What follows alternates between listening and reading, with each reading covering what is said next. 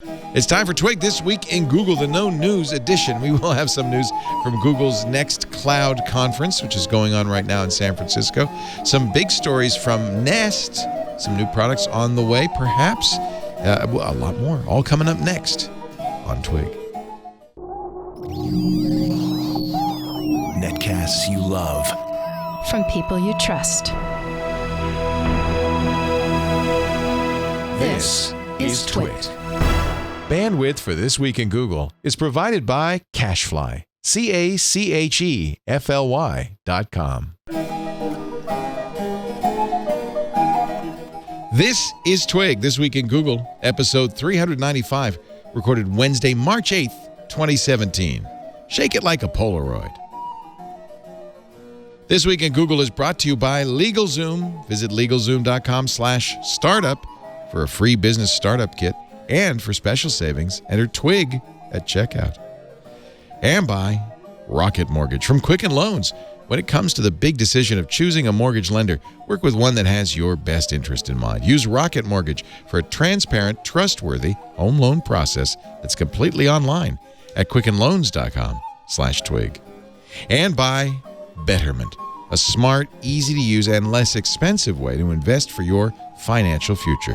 Get 1 month managed free when you make an initial deposit of $10,000 or more at betterment.com/twig. It's time for This Week in Google, the show where we talk about the latest from the net. Joining me right now, even under protest because it is International Women's Day and she's supposed to be striking, Stacey Higginbotham of AIoTpodcast.com. Hi, Stacey. Hi. You can as in protest. Yeah. My camera. I'm going to sink behind the camera. That's good. The lower third. Do a chant. Just your hair. Not that kind of chant. Not that type of Protest chant, you idiot. I was supposed to get a pink hat, but I couldn't get. I am wearing a red. I understand that's de rigueur. You wear the red sweater. I am not wearing the red sweater. It's literally the least I could do to celebrate International Women's Day. Literally. Stacey has lipstick to match the day. Yes, there you go. There's Jeff go. Jarvis, professor of journalism. I'm always red, so He's it's okay. He's pink. Yeah. He's pink. Lisa said that. She said, my toes are pink. I said, that's a kind of red. Buzzmachine.com, that's the blog. He also writes and teaches. What the hell was that? Is that you? Sorry. Stacey, that was an earthquake. Do you have a robot in there with you? What the hell? I lowered my desk because I was trying to not hide as much. Sorry. Really, hello, citizen. You are disappearing, citizen.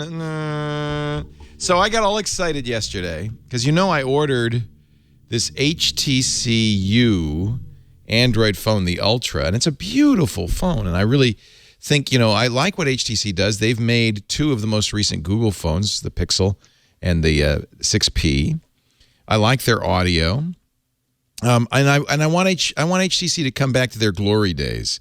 The HTC One was such a great phone. So I have really high hopes for it. And yesterday I got a notice from FedEx. An HTC package is coming. I was so excited. I thought, I'm going to do an unboxing. It's good I didn't, because this is all that came. They're dribbling it out. This is the USB-C to audio adapter that I'm going to need because it doesn't have a headphone jack. Oy. So this is that. No, actually. That rubs it in. Yes. Yeah, that does kind of rub it. They sent this, but they haven't sent the phone yet. I don't know. And there's no release date or anything for the phone. They're being very cagey about that. But they did send me a backpack with Android toys in it and stuff, so I don't know. You didn't bring that to show us? I have that. I came a few weeks ago. I'll bring it in next week. Oh, I see. Oh, okay. I couldn't figure out. I think it was, it had a nice handwritten note. I think it was because they know who I am. I can't imagine that everybody who ordered this phone got a backpack and a water bottle and Android dolls. And I mean, that and a handwritten note from an HTC team member. Anyway, the one thing I really think this is good, and this is HTC trying to convince people it's okay to buy us.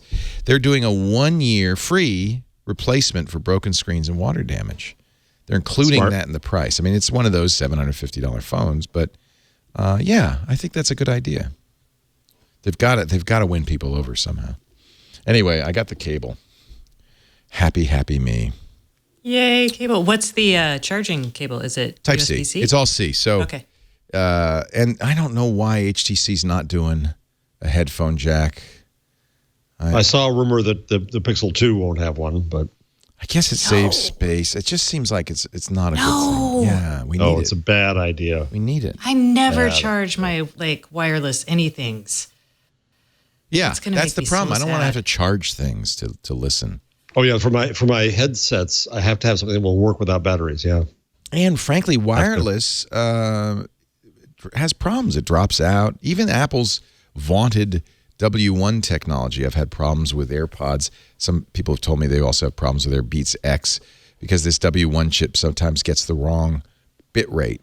And so voice is said like this. And that's not good. So it's like a sync problem. Obviously, turning it off and on again will fix it. But again, wired doesn't have any of these problems. Continuing on the future of the Chromebook Pixel, I know Jeff is very interested. You're traveling. You're going to take your Pixel C, your tablet. I do. I'm going to Sao Paulo for my pink. Sorry, for Newsgeist, and then I'm going to London next week, and I'll have my Pixel C And not all a the way. Chromebook, huh? Too heavy. Yeah.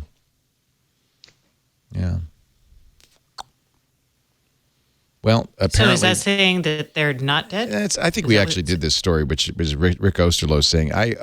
We did, yes. We did. I spoke to Jeff. It's more of that. Like, oh no, okay. it's just right now we have no plans, et cetera, et cetera, et cetera. It's like Jeff wore his black hoodie and he looked scary. Yeah, Yes. he was very sad. That's Jeff. right. Now I remember. Yeah, he was. Now post Jeff death. cannot get into human color. Sorry. That's all right. Jeff is pink. Jeff is blue. I'm so blue. I had this brilliant idea for you, Jeff. I'm going to send you some Hue light bulbs that are colored, Oh, that's a and good then we'll idea. just Oh. color correct the opposite direction. It'll be fun. Oh. So if you're too So I can pink, put a what lamp would here? be- Yeah. Yeah. I've got a very high ceiling with those things. God, that's a lot of light bulbs. No wonder he looks so bad.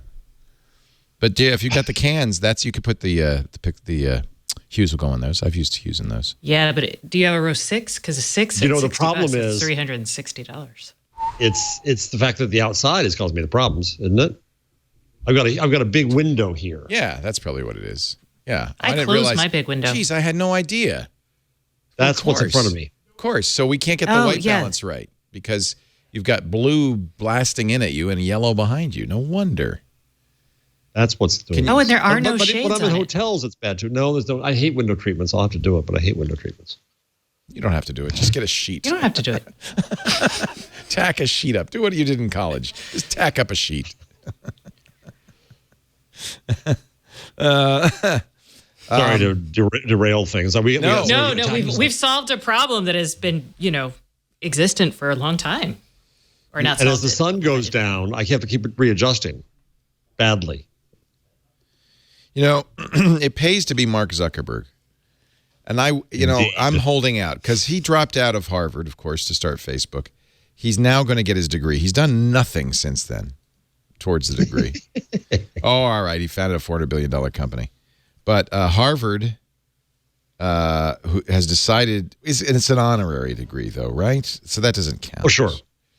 That doesn't count. You don't have to work to get an honorary degree. Wait, really? What do you mean? Do we not care about honorary degrees? Well, yeah.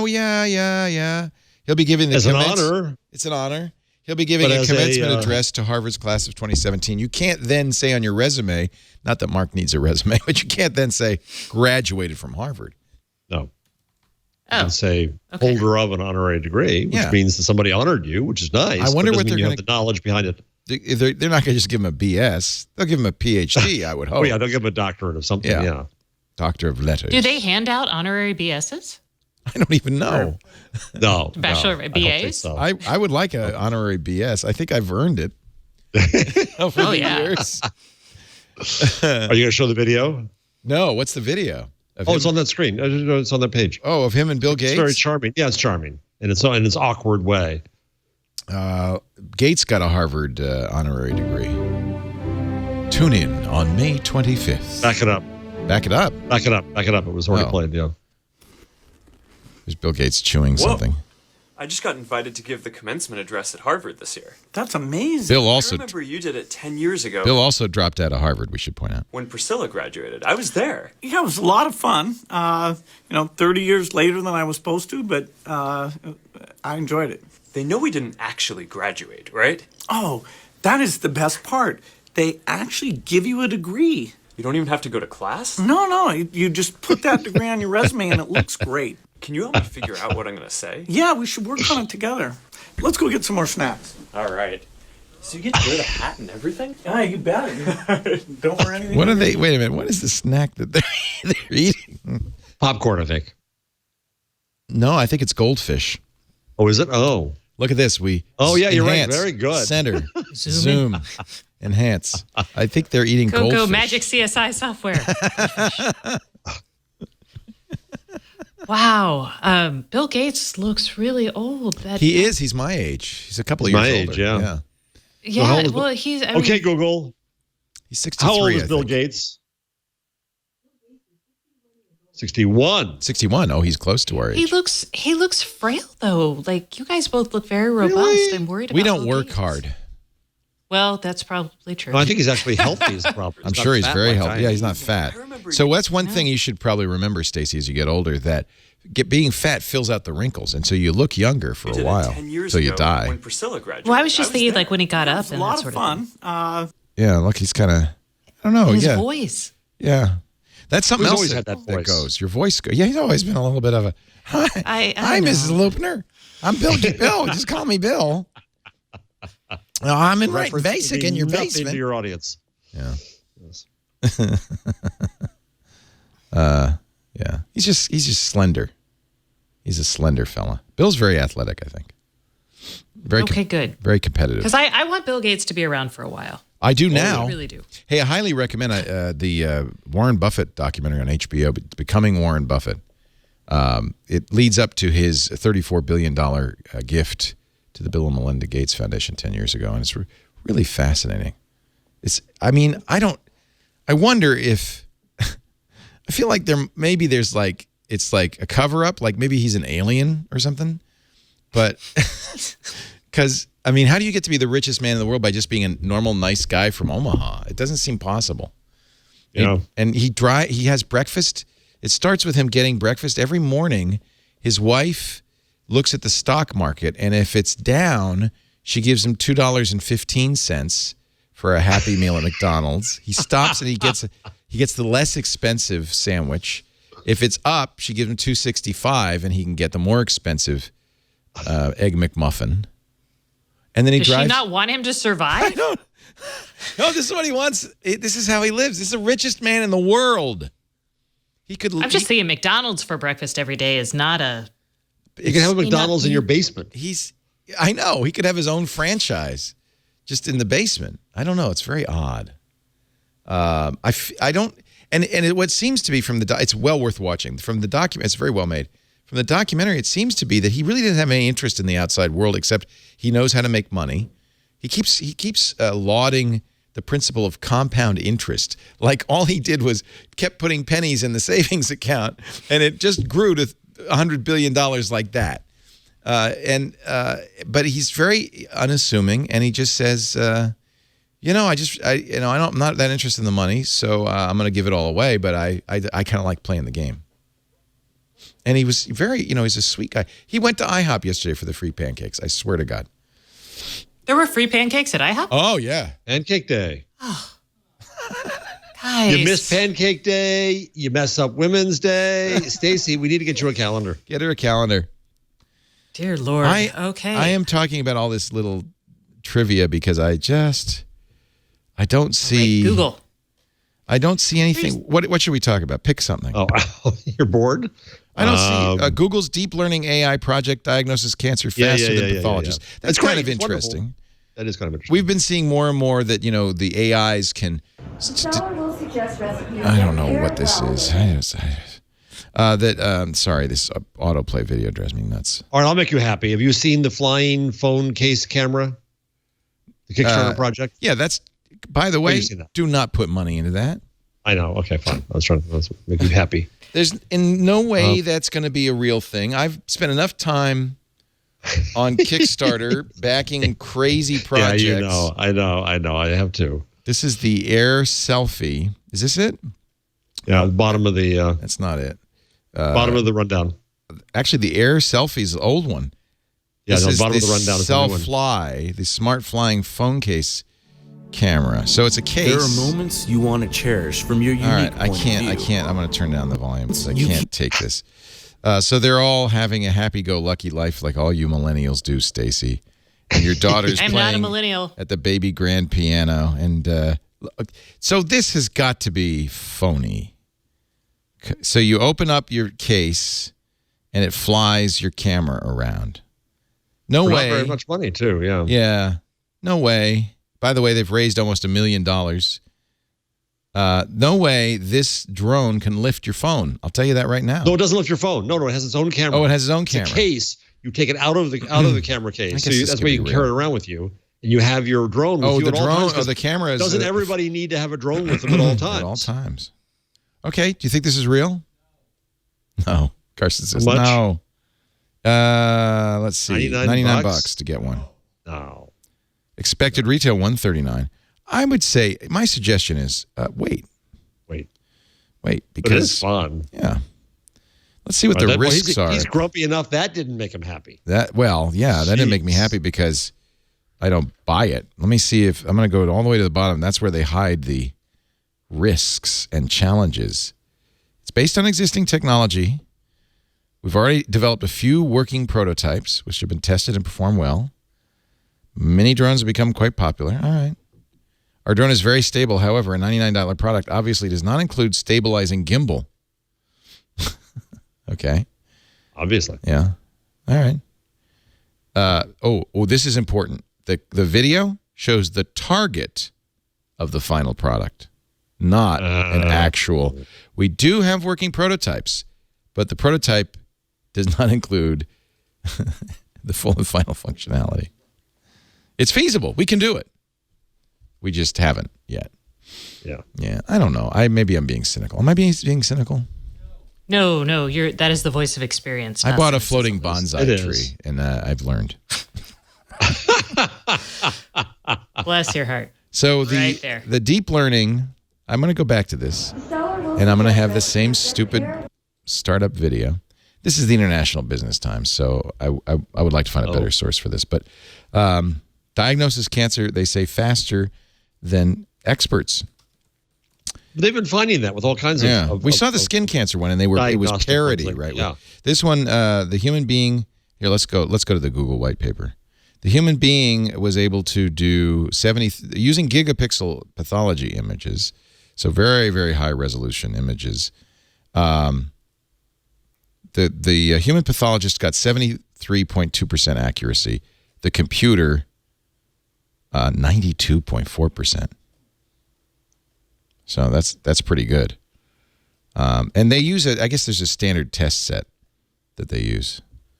So if you read this, the people who should be worried are radiologists, the people who read. But we already knew the radiologists were going away. Yeah, I have friends who are radiologists, and they're among the most technologically savvy of doctors. For instance, I remember years ago they were using something called a photophone, which allowed them using a modem to connect to the hospital and download X-rays so they could read them at home.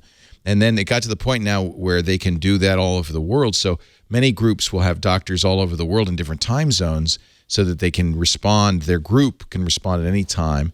A lot of times your radiologist is not in the hospital, is at home or somewhere, is in India or China or somewhere else.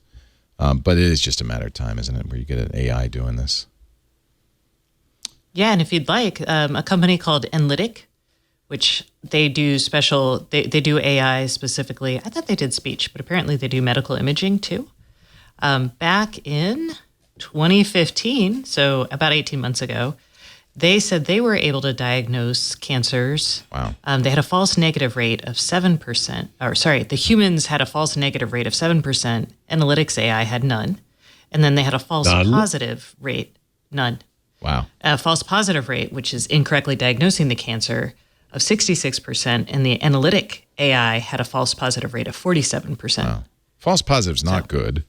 No. right? Nevertheless, then you could have a second But the opinion. false positive, well, the false positive usually leads to a biopsy. Right. And then, I mean, not that that's not fun, but So we're going to do on Monday, we're going to do an iOS Today segment on healthcare devices. And I already got this one, the LiveCore that you use, Jeff, for your EKG. And I got You got one? Yeah, and I got an EKG done. It was pretty amazing.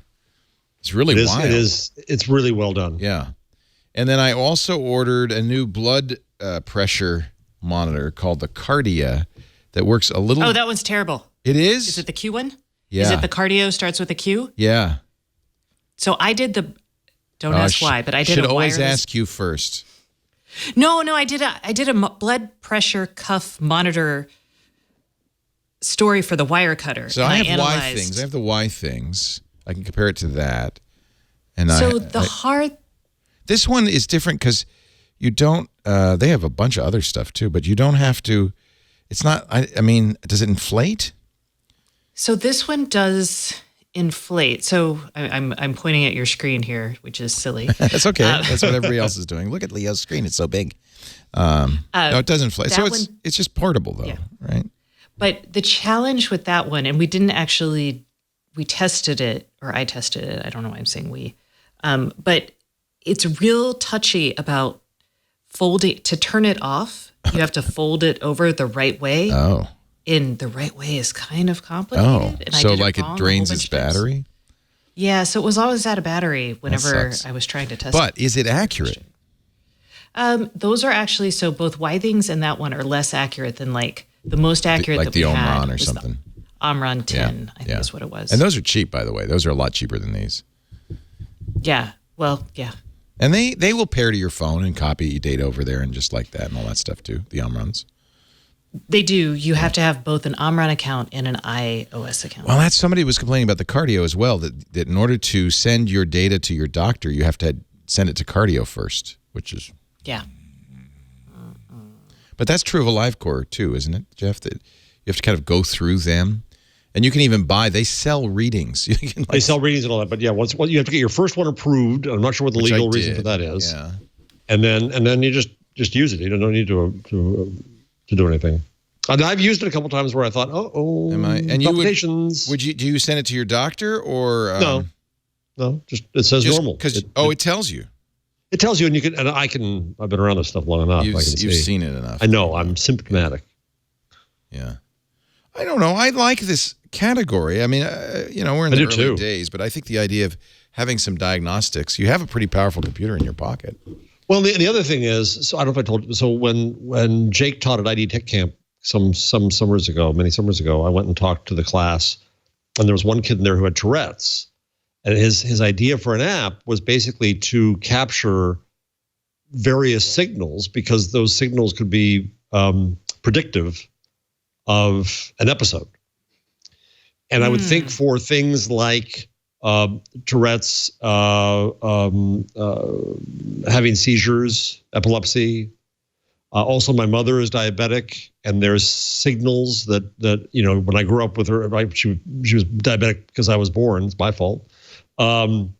But type 1, so she had insulin reactions, and there were just many signals. The clamminess of her skin, the way she moved, the way she talked. Mm-hmm. You know that there are going to be for that kind of effort at diagnosis.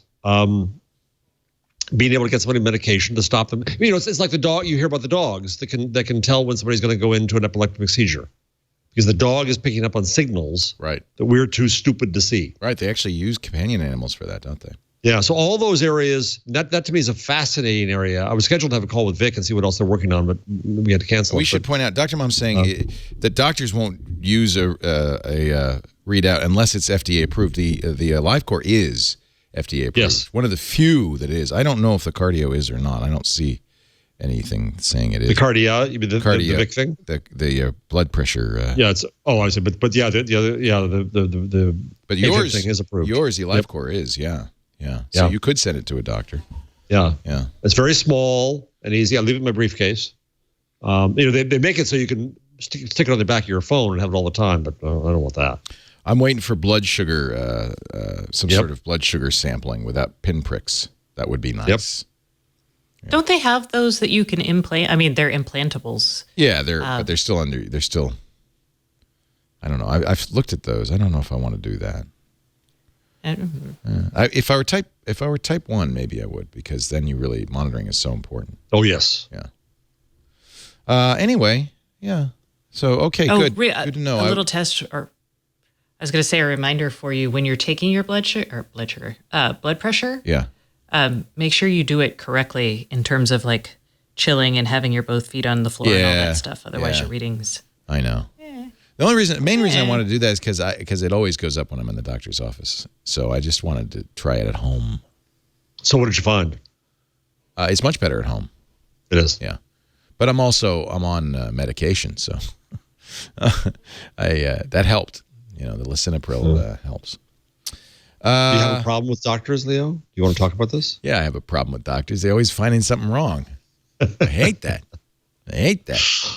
Google and IBM say, we want artificial intelligence to help you, not replace you. Of course, that's what they would say. Of course.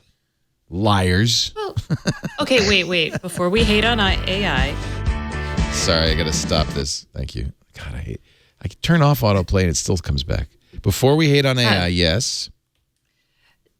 AI can be really effective at a lot of things, like what is effectively grunt work for people. Right. Or intuition-based stuff. So, as long as they stick to that stuff. But I mean, if you're a radiologist, you'd be pretty upset right now, wouldn't you? Well, yeah. And if I was like a hand calligrapher back when Gutenberg invented the printing press, I'd be upset too. Well, look at Jeff. She got Gutenberg in before you did. See, I did that for you, Jeff. Drink. So, I mean, I think there's a lot of opportunity that we will lose if we just look at it from a jobs loss perspective. Yeah. So no. And in fact, I've talked to a number of people who say that it's not that clear. John Markoff, we had a great interview with him 2 weeks ago. The great, kind of one of the best tech writers, New York Times for 20 years, 25, 30 years. And he was saying, it's not all that clear what the job impact of artificial intelligence would be. It's not like intuitive. Your intuitive grasp of it is, oh, well, those robots are just going to take our jobs and we'll be sitting on the grass. He said that's probably, in many cases they create jobs. Anyway, so I think there's, John's really good about not kind of accepting the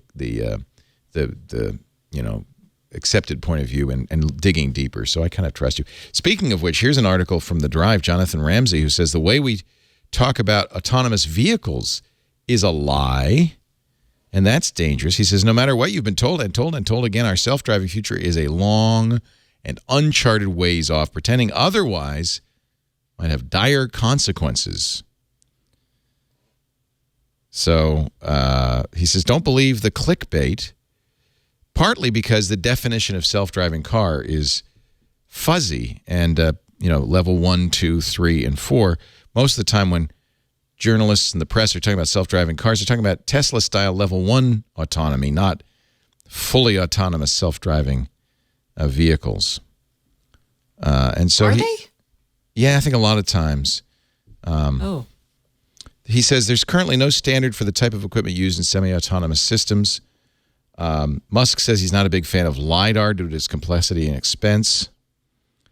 Although I do feel like a lot of others are using LiDAR. I don't know. Is it Ford that's using LiDAR? Yeah. In many cases, the places that they're testing it or using self-driving cars are very constrained. That's true. There is a new classification system replacing the level 0 to 4 autonomy that just came out for the NHTSA. Taxonomy and definitions for terms related to driving automation systems for on-road motor vehicles. Now has 6 levels of autonomy. Level 0 is intermittent warning systems like blind spot detection. 1, monitor environment, alter steering or acceleration and braking, like parking assist. Level 2, systems that steer and change speed. Traffic jam assistance. The driver in all of those levels, obviously 0, 1, and 2, has to be there and monitor. Level 3 Could take over all driving functions and total monitoring of the environment, but the driver is expected to be ready to take over if the vehicle finds itself in a situation it can't handle or strays off course. And then he talks about the number of disengagements, that is, humans taking over. He says, although cars are improving, none of the experts with whom we spoke believe level 3 autonomy is safe. And the issue has largely to do with people. A self-driving car operating in autonomous mode can create in drivers a false sense of security. Yep. And a susceptibility to distraction, making emergency disengagement more dangerous because the point at which the driver needs to retake, we've talked about this before, control is also the point at which he knows the least. He's poorly equipped to do so. He doesn't know what the hell's going on. What? You need me to steer? What's going on? And the seconds it takes you to figure out are, of course, deadly. And that's, I have to say, and I'm sure this is true for you. You know, Stacey, you don't have autopilot. Is that right? I don't. Yeah. So if you did, and certainly we do on our Model X, I watch like How a often hawk. do you use it? I use it all the time, but I'll use it tonight going to the airport. But my hands are on the wheel and I'm looking. I stay engaged. I would not dream of looking down at my phone or something else for that precise reason. So are you more relaxed? Stupid. Yeah, I'll tell you what. It's great in commute traffic because I have some considerable amount of confidence in the car's ability to stop if a car in front of me stops. That I trust. So I pay attention to the steering, but I don't have to ride the accelerator, or the brake, which is really nice. So it's very helpful. So level 4 is the first phase. This is the article goes on, at which a vehicle will never need driver input, no matter the situation. If a level 4 car gets in trouble, the car is programmed to get itself out of danger without human input by pulling itself off the road, for instance. Currently, there are no level 4 autonomous vehicles for sale, although automakers and headlines continue to insinuate or outright declare they'll be here in 3 years' time by 2020.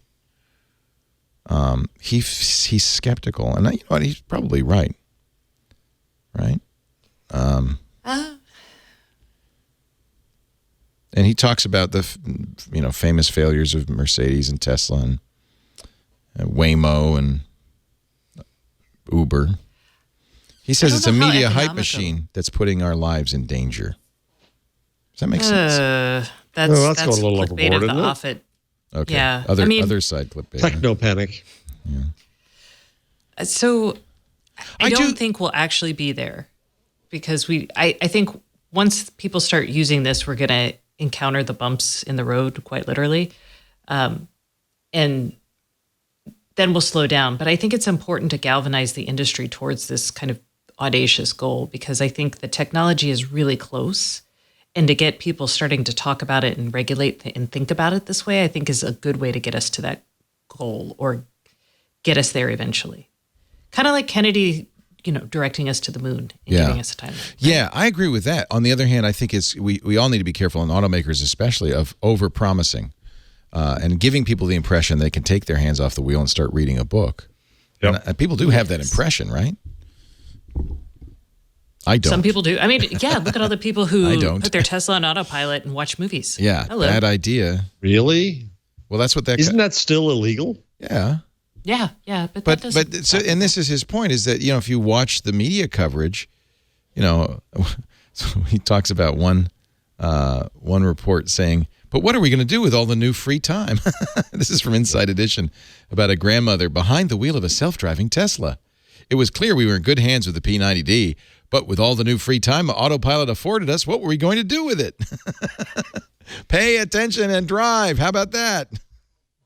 Novel idea. And of course, that makes sense. People love the science fiction angle of the cars driving ourselves. Well, and a lot of people hate to drive. I mean, I know that there are people who love to drive, but I will say that in driving in stop-and-go traffic, which used to be my worst nightmare, has gotten a lot better thanks to autopilot. I feel much better in stop-and-go traffic. I was always afraid I was going to fall asleep and ram into somebody. I haven't fallen asleep, but I have run into someone. Oh, who hasn't? Anyway, I agree. This is link bait and this is unfortunate to some degree as well, but it's probably a good cautionary story that, maybe it's not a big lie, but it's maybe not quite here yet either. Let's see. Kaggle. What's Kaggle? Oh, that's It's a site that hosts data competitions. They've done it in lots of places. Google buys Kaggle. Oh. Yes. I think this is a good idea. Yeah. I thought this was a nice move, giving them credibility with a community. Google has already been very open with the AI and the data analysis community about what it's doing. But this basically is a way to show support for people who kind of value that model. I think about it maybe as an answer to the creation of OpenAI. Yeah. Kind of tangentially. I mean, it's not a direct answer. It's not like callback or anything like that. But well, Google Next is going on right now in San Francisco. I was really hoping that we'd have a slew of stuff to talk about from Next. They're making all the IoT announcements tomorrow. Oh. Poor Stacey. Sadness. I know. And Kevin was there. So. Well, he'll be there tomorrow, I hope. Presumably. Yeah. Who knows where Kevin is? You'll have stuff Where to in the world talk is about. Kevin? But apparently there are going to be some IoT announcements of this. What is Next? It's not a public thing, right? I thought it was their cloud. It's their cloud. It's their cloud conference, yeah.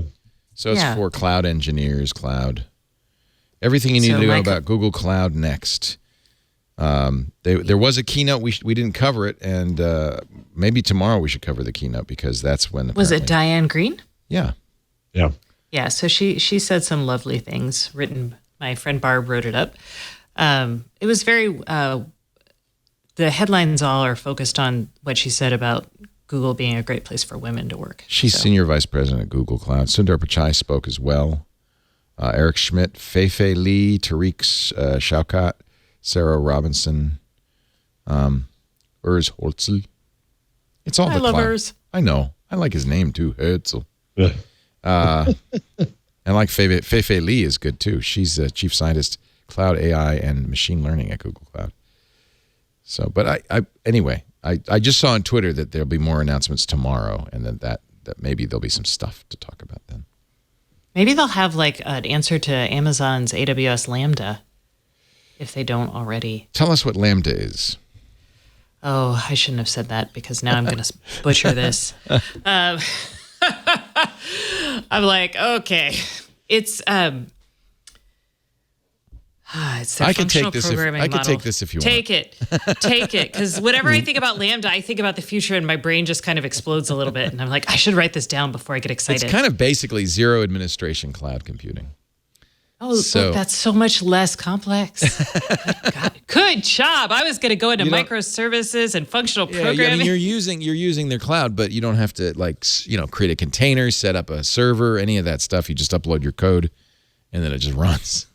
I think Lambda is what a lot of people use for Echo, right? If you're doing an Echo task, you put it up on Lambda. It is. Yeah, and it could be that's I think probably its most common use is if you're using some other Amazon service. You put code up on Lambda that's triggered, like by. Well, it's great for Echo. IoT stuff, right? Because a lot of it's trigger based, right? And so it just goes, and instead of running something constantly, which is expensive, right? You only pay for what you use. Yeah, yeah. So it's really great for IoT stuff or anything that's reactive. Well, and for somebody like me who wants to do an Echo skill, if I don't make it public, it's cheap.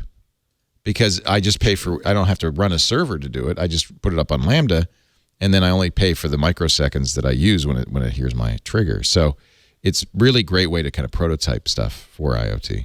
And it scales. So if you decide you want to make it a public thing, you don't have to do anything. It'll scale. So that's Lambda. How did that come up? I forgot. Oh, because I was saying I didn't think Google had anything that was like that. equivalent. Yeah. All right. And I think that's a very big kind of forthcoming model of using the cloud. Right. But I would love it if anyone in the chat room knows if Google has an equivalent, because I have missed that. I think Azure has something. But was Google Code, was it similar? This is where we missed Gina. She knows. Yes, Google has quietly launched its answer to AWS Lambda. This is a story from this happened a year ago. Yeah.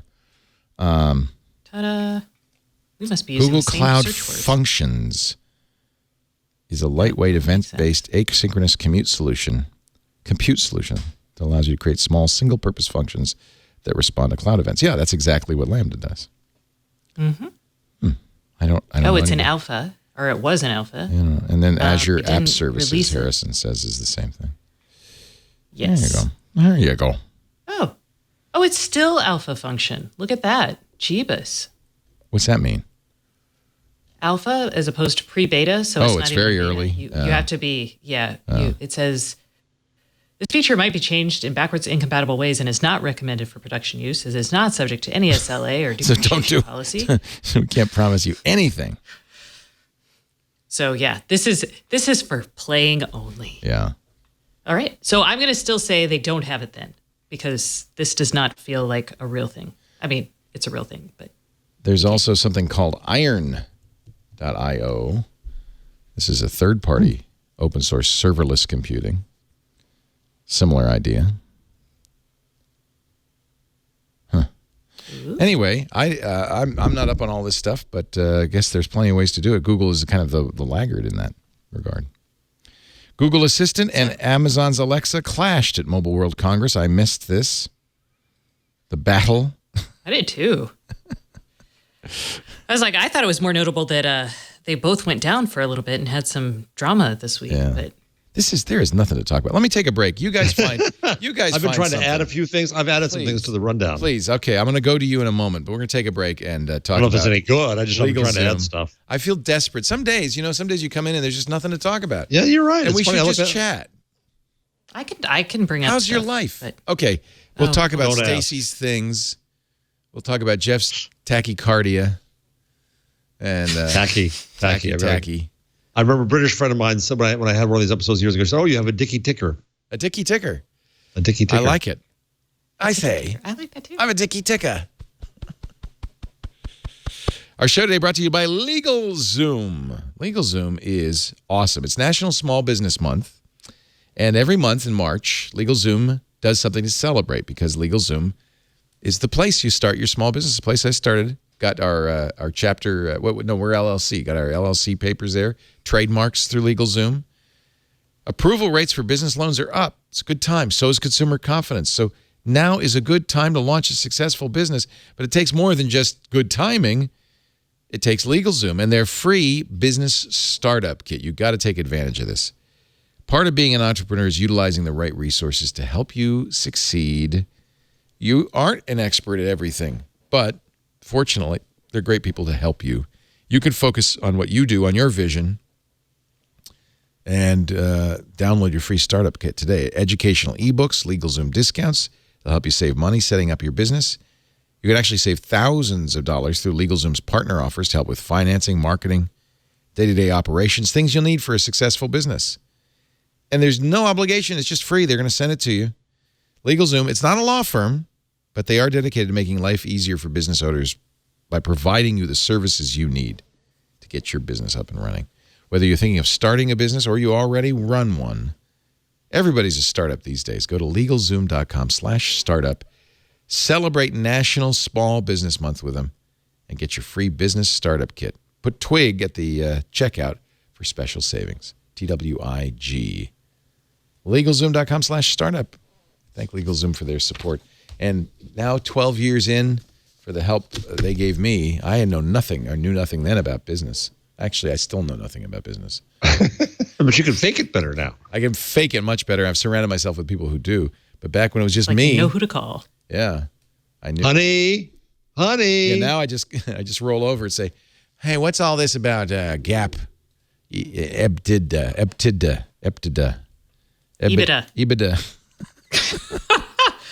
And she says, again, you want to know? I just read something that some huge percentage of Silicon Valley does some sort of non-GAAP accounting. Like that's become so prevalent in Silicon Valley. Let me see if I can find that story. I just saw it, ran across it in. And by the way, the SEC is not happy. From today. SEC wants to crack down on screwball accounting. Oh, well, yeah. I should think Although so. Actually. I maintain that Too many ads. The SEC should be looking at what happens with better data analytics and what that means for accounting and understanding, like if you can predict material information based on machine learning, Ooh. how does that change how you do your accounting? Because like think about things like predictive maintenance in industrial settings, right? Yeah. Suddenly you don't have to, suddenly your depreciation schedules, for example, become far more accurate. And you might be able to predict, like, maybe you allocated a capital expenditures budget based on just those depreciation tables, right? But if you can actually know what's going to break in the next, quarter, you can be a lot better at that, like guessing that. So I think there's a lot of interesting kind of things to look forward to from an accounting and actuarial perspective. Well, of course, the complaint of the SEC and of others is that companies are using this adjusted, non-generally accepted accounting practice earnings because it inflates the earnings. It makes them look better because they're not including stock compensation. So I guess if you're investing, you ought to be sophisticated enough to know the difference and consider the difference accordingly. But actually, this SEC begins to crack down story was from a year ago. Did they? No. Okay. Is there any I've chance got they're some going to? actual Google No. stuff that's pretty cool. All right. Google stuff. If we want to do this, Google Google stuff. So I put stuff. it in the list. All right. Google can now recognize objects and videos using machine learning. And this apparently happened today at their cloud event. It was is it Fei Li's? Yeah. So it was in her speech. And did I put the link in? Is or this did kind I of like, leave it? Yes. They can recognize tumors and tigers. It looks like they could recognize dachshunds and the fact that the video it was watching is a commercial. Oh. So again, I don't think they're going to make the API available to developers, but this is actually a really big deal because there's so much video content. And, if you don't tag it properly, you really have no freaking clue. So think about all those billions of hours of YouTube and making that searchable. Oh, I think All right. Good one. I like it. I'm like, does anyone else want to talk about that or say anything? Here's one I don't think you're going to want to talk about. This is weird. GigaOM AI Labs. Is this consulting? What are they now? So GigaOM was sold for parts, right? Right. Who owns was. GigaOM? So look at that. So yes, a man named Byron Reese, who is from Demand Media, and he wrote a book. He's a futurist. He's a very nice man. And it probably didn't pay a that. lot. The for media wasn't so nice, but keep going. The concept Yeah. Demand Media, yeah. Mm-hmm. The idea of whatever happened to that, Jeff? We used to talk a lot about that. With the idea did a that lot talk about that. You should write. I'll You tell should you write what happened to articles that toward to the search results. You know exactly what happened to it. Matt Cutts and Panda. Yeah, right on. Oh, people still do it though. I mean, like, It was a big what is business. it? What though, time for is a- the Super Bowl on? Yeah, that's true. Yeah, if you Google that, you find a lot of pages. That's yeah. They changed the name Now- of Demand Media. Is it now Leaf Group? No. Oh, I don't know. So okay, so this is interesting. So this is basically Byron. So Byron is trying to figure out what to do with this amazing brand that he bought. And I think he thought he would be a publisher, and he didn't really understand the economics or the business of being a content, like a real content company, not like a demand. Sucks, doesn't it? Yeah. It does. So I think that, and then he sold research, and then that person who did the research business with him kind of left. Oh. And now they're doing conference businesses, and now there's Now he's this. offering AI services. Although props to anyone who talks about Claude Shannon, who is just freaking awesome. Yeah, it's in the open. In 1949, Dr. Claude Shannon of MIT built a homemade computer that could play chess.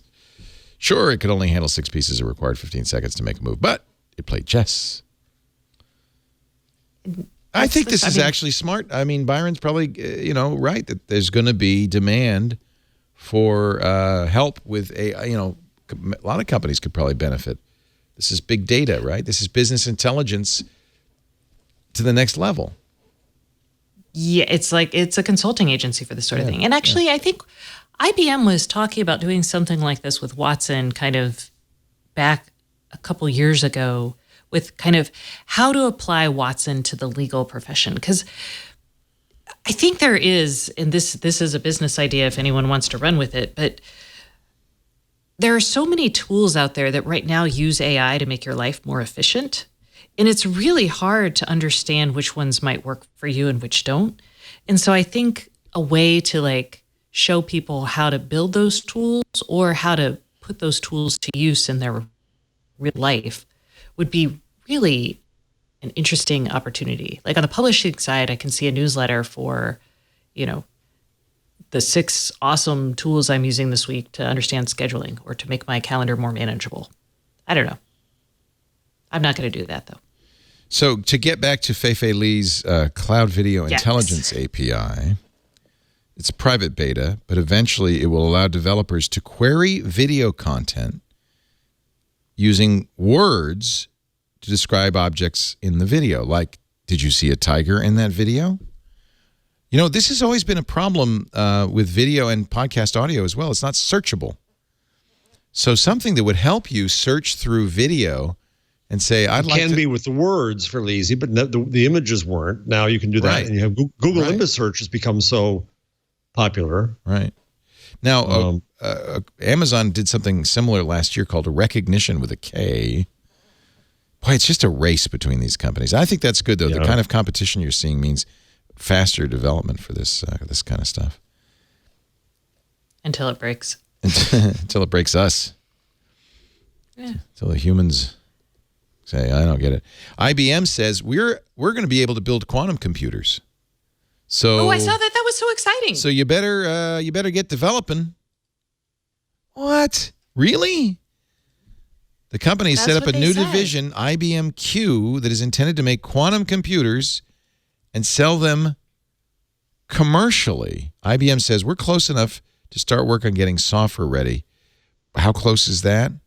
Well, they didn't really say, but most researchers agree that quantum computers, which are still theoretical, are years away from actually being made.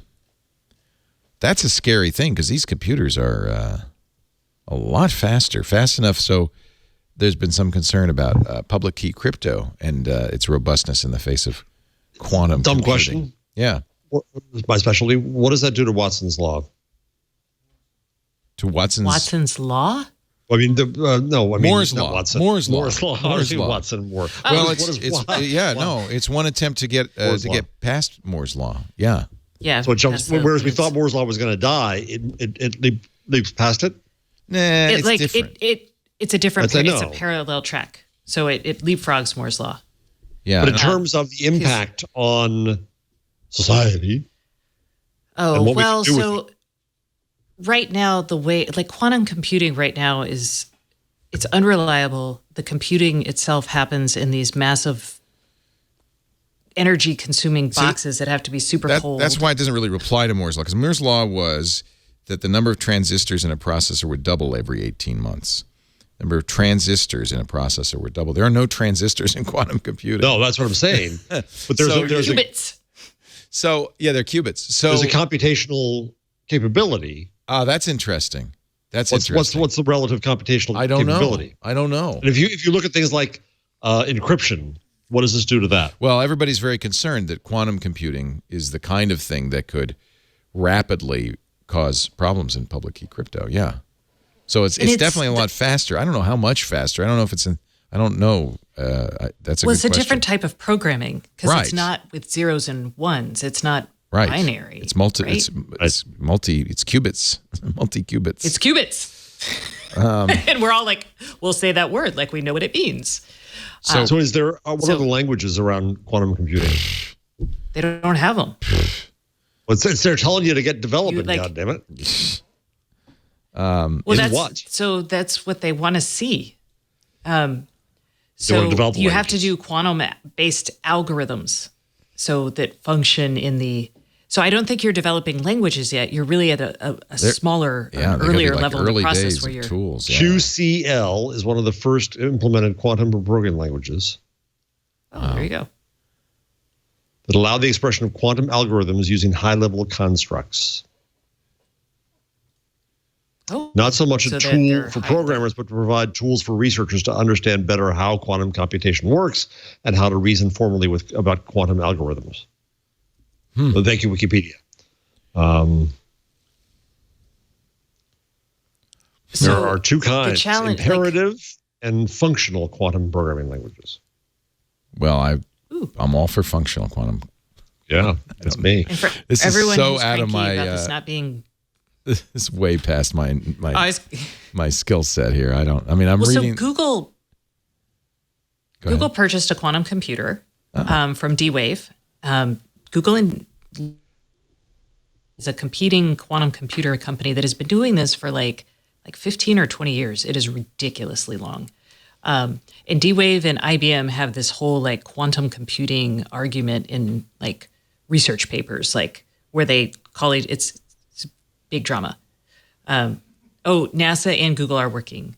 But I think Lockheed Martin then has bought their own computer, quantum computer too. So, and I think it was a 50 qubit computer. So this is Wow. an effort to God, be commercial, who and like D-Wave's. Moses. How many qubits? Well, Because that's the thing. one shouldn't like, reference Bill One Cosby should not routines channel anymore. Cosby these days. Certainly No, not on one International shouldn't. Women's Day. I think Yeah, that's for damn sure. the story, one of the stories I saw, it was the paper in Nature on IBM's effort. This was saying, I think, 5 qubits. A machine that has 5 qubits is, hold on. The I'm gonna equivalent learn about of qubits. I don't feel like they're equivalent in that. I don't know. I mean, the fundamental question would be, okay, if it were going to calculate this, how much faster would it do it than a traditional Turing machine? I think does? it also is that it's faster, but it also can calculate different types Parallel of problems. Yeah. Yeah. I don't know. I've actually poo-pooed this for a long time. I don't know what this story means. Can they make them in quantity? I don't know.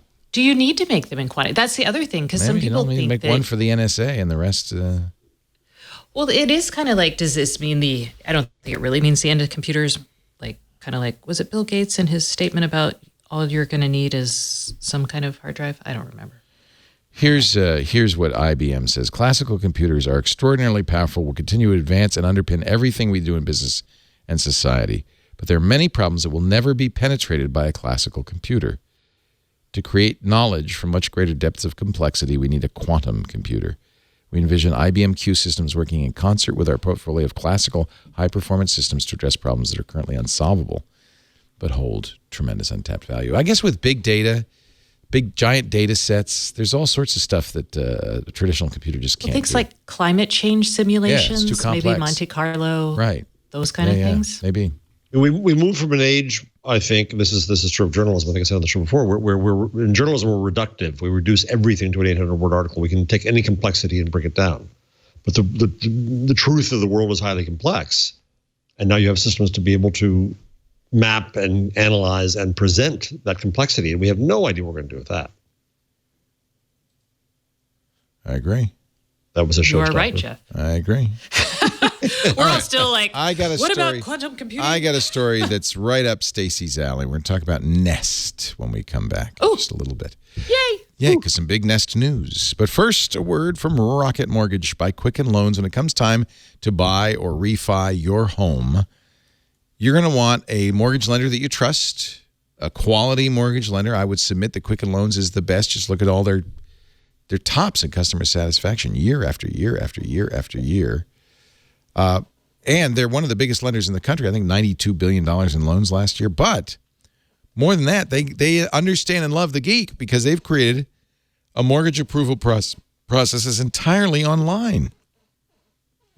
You don't have to go to a bank. You don't have to collect papers. You don't have to go through the boxes of documents. You just do it all on your phone, on your tablet. It's a transparent online process that gives you all the information you need. That's what the internet is all about. You can adjust the rate and length of your loan in real time. You could submit the paperwork they need, like pay stubs and bank statements, online. And because it's all online, it's fast. You get it turned around in minutes for a loan that's exactly right for your financial situation. You got to check it out. Skip the bank, skip the waiting, go completely online. QuickenLoans.com. quicketloans.com/twig for Rocket Mortgage. Quicketloans.com/twig.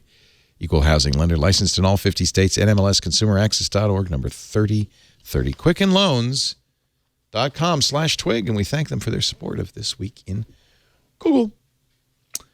Have you seen Pulse? What's Pulse? Oh, sorry. Twitch released a competitor to doing, Twitter. Yeah, they're doing, but I think it's for Twitch people.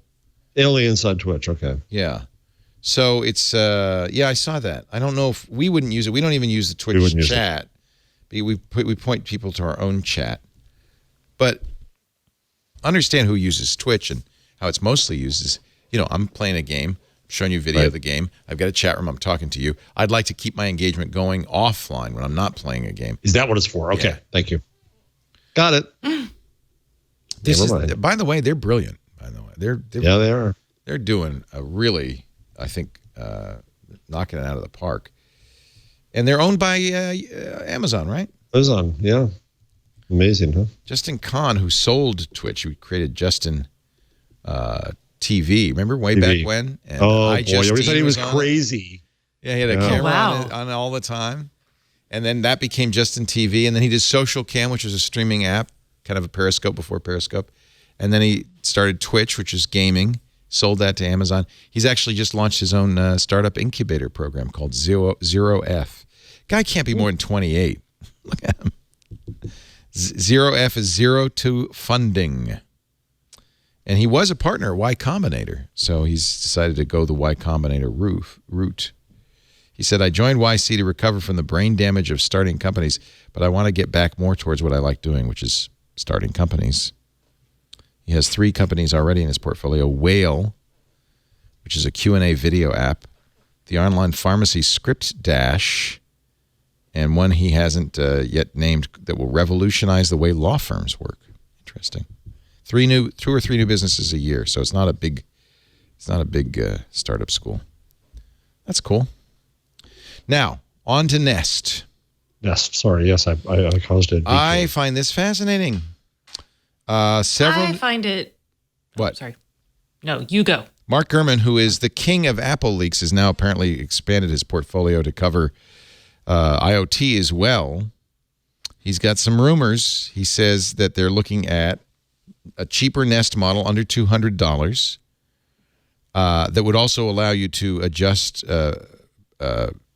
its temperature on a room-by-room basis. Kind of like, what is the one that does that? So Ecobee, right? That Ecobee has a light which is cheaper. It doesn't have the external sensor. The expensive Ecobee has an external sensor. Right. You could put a sensor in your bedroom and have the thermostat in the hall, which is our problem because our thermostat's in the hall. It measures the hall temperature, which is a lot cooler than our bedroom, so our bedroom overheats. I don't think Nest fixes that. I don't know. Reading this article, it's unclear if the remote sensors are for the cheaper thermostats or if they're just remote sensors. Okay. No, I was kind of like, I don't know if that's the same. They're also looking at a home security alarm system, a digital doorbell to compete with Ring, and an updated indoor security camera. Nest has been so slow to release new stuff. Whoa. Well, they were apparently, there was a lot of infighting there. There was a lot of drama happening there. Yes. Honestly, these feel like super derivative. They feel like Tony Fadell would not stand for this because, God, do I really need another home security smart hub? I don't. I really don't. And is the industry clamoring for this? I don't think they are. I look at this and I'm like, where is the Amazon Echo? Where is the surprise? Maybe I'm just being a poop. So here's a question. I should point out, by the way, the information said this exact same thing exactly 1 year ago, on March 24th of last year. 4 Nest products still under wraps. And yes, they're still under wraps. So Nest is having, and this was Bluetooth tags, wireless security sensors, wireless hub, and a voice recognition system. So you're right, Stacey. They're having a lot of trouble getting stuff out the door. Yeah. Mark Gurman's right. And everybody. And Jessica Lesson's right. So, so I'm not keen on this. They did also do they launched two-factor authentication I on your. I like that. I We like talked it with too. Mark Rogers on Monday. He's a security operations guy for DEF CON, which must be the most interesting job in the world. He also is a security guy the security guy at Cloudflare. He said of all the IoT devices, he was most impressed with Nest. He said those guys are doing it right. They are. I mean, and there's a lot of stuff they don't talk about because they don't want to. But I have talked to them in depth on their security stuff, and I can tell you that they treat it right in the sense that they are always. Security is an ongoing issue. They don't feel like it's ever done, right? And they've got a lot of things in place on the back end that make me feel really good about having their stuff in my house. So let me ask you this. I was thinking, because there's another story in the rundown about how Amazon is looking at building a new Echo device that can act like an intercom and other things. It's not led me to think that we're going to end up with every room in the house is going to have a set of sensors and input and output. yes. Right? And so does that become does somebody try to own all of that your Echo is going to have temperature sensors in it too and other output mechanisms, or is it going to be 10 different things? How are we going to build houses in the future around that notion of input and output for every room? So I wanted us to do this, and I and many other people wanted to do this along the principles of kind of the open web, right? Like you create hardware standards for these input outputs and sensors and kind of data standards. So you could pick your platform of choice where you ran that data to. To me, that makes the most sense from a consumer and even from a business perspective if you're not one of the big platform players. What's actually happening is everybody wants to own the physical hardware and the data, and mostly the data that it's generating, and they want to build services on top of that. What's kind of worth looking at is how many people can actually figure out how to monetize that, because consumers right now don't see a really compelling use case to pay for, sensors in every room and, input output on their wall. Right. One of the reasons why is, it's new and we need to figure this out. So Amazon's done a good job at like convincing people with like the Echo that it can be worth it. But over the long term, I really think if it doesn't follow the standards of the open web, we're never going to get there, because all of these things should belong to your house. They shouldn't belong to you as an individual, because we move, right? And so there's a fundamental kind of disconnect between how we're trying to monetize it and thinking about it today and how we probably should be. That's just me. I spend a lot of time thinking about this. I feel like Echo is in the best position to do all this. In fact, it doesn't surprise me that they want to do intercoms and all that, because people who buy Echoes tend to buy more of them all the time. And they provide a voice in it. They've been smart about being open, so they can provide a voice interface to a whole bunch of other stuff, like your Harmony Hub, Stacey, or your Nest, or your automatic in your car. I think it's amazing what Amazon has done in 2 years, from 0 to 60, because I guess because people fell in love with their Echoes, bought more Echo skills were created. What are there, 10,000 now? Mm-hmm. It's amazing. And so I think we have a de facto winner, and it works quite well. And I love the idea of an intercom, because I do have Echoes in every room. So you might have to buy a new one. Oh, I wouldn't like that. That's not good. I'll give you a sneak peek. My podcast this week is, I think the episode's titled something like, "Should I wait to buy a new Amazon Echo?" Because interesting. Couldn't do it with the current one? Well, that's not what the rumor said. And I was chasing down this rumor for a story, so I was kind of sad that Recode got to it first. Damn them. Darn you and your good journalism and reporting. So my understanding from the reporting that I was doing is that this will require there will be a new device that will have new hardware in it. What's unclear is if that hardware is required for all of those features or just some of them. I'm just thinking about this. If the intercom totally could be done in software, you could say, Echo, speak to the bedroom. Boom. Hey, Lisa, is my watch in there? boom. Now, there would be a Or- delay. It wouldn't be a real-time back and forth. I don't think it could do that. But I think Why it not? would then, a second later, play in the bedroom, boom. Hey, Lisa, is my watch in there? And she could go, echo, respond. No, it's not. Boom. And then I would hear it back. It Oh, wouldn't I be see, like a 'cause conversation. It's like the airport thing where they yeah. It's a paging system. But I Yeah. think it would be real time enough that it would be more than adequate. What you really want? Boom. Echo, tell the kids dinner's ready. Get down here now. Yes. Well, but you get So- a little smarter, right? So Google Home is looking at multiple people. If there were a mechanism to define who is in what room, you don't have to say bedroom. You just say ask Lisa. Yeah. But that's a little trickier. That would, A little trickier, but again, because it wouldn't if you know where think through Lisa the is. sensors- How would it know where Lisa is? Lisa's Well, wearing a so one of sensor the thing. leaked images was an Echo with the camera. Okay. You know what? Oh. That is a non-starter. Oh, no, that ain't gonna happen. I'm already hearing so much paranoia from people about Echo. This new Vault 7, which we haven't talked about, these new Vault 7 revelations. Yeah. People are terrified. And normal people, it's really sunk into them that there's all, like my Samsung TV can listen to me. It's got a camera. Amazon's got to be very judicious, I think, about how they roll out features like cameras. That's scary. Well, this is a photo of a leak, and this is all rumors. This is not anything I have heard. Yeah, and they may have prototyped it without. I mean, we see this a lot in Apple world. You'll see prototypes of things that they may or may not release. I that love would give you- the intercom thing. That would be awesome. I love the intercom. I love the ability to make phone calls.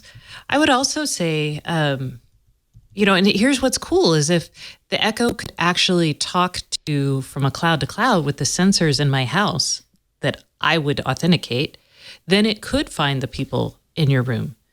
Like they could do geolocation. You already get a sort of cobbled together version of that with like the Eero, because the Eero skill on the Echo, where you ask where a connected device is and it'll tell you which Eero hub it's connected to.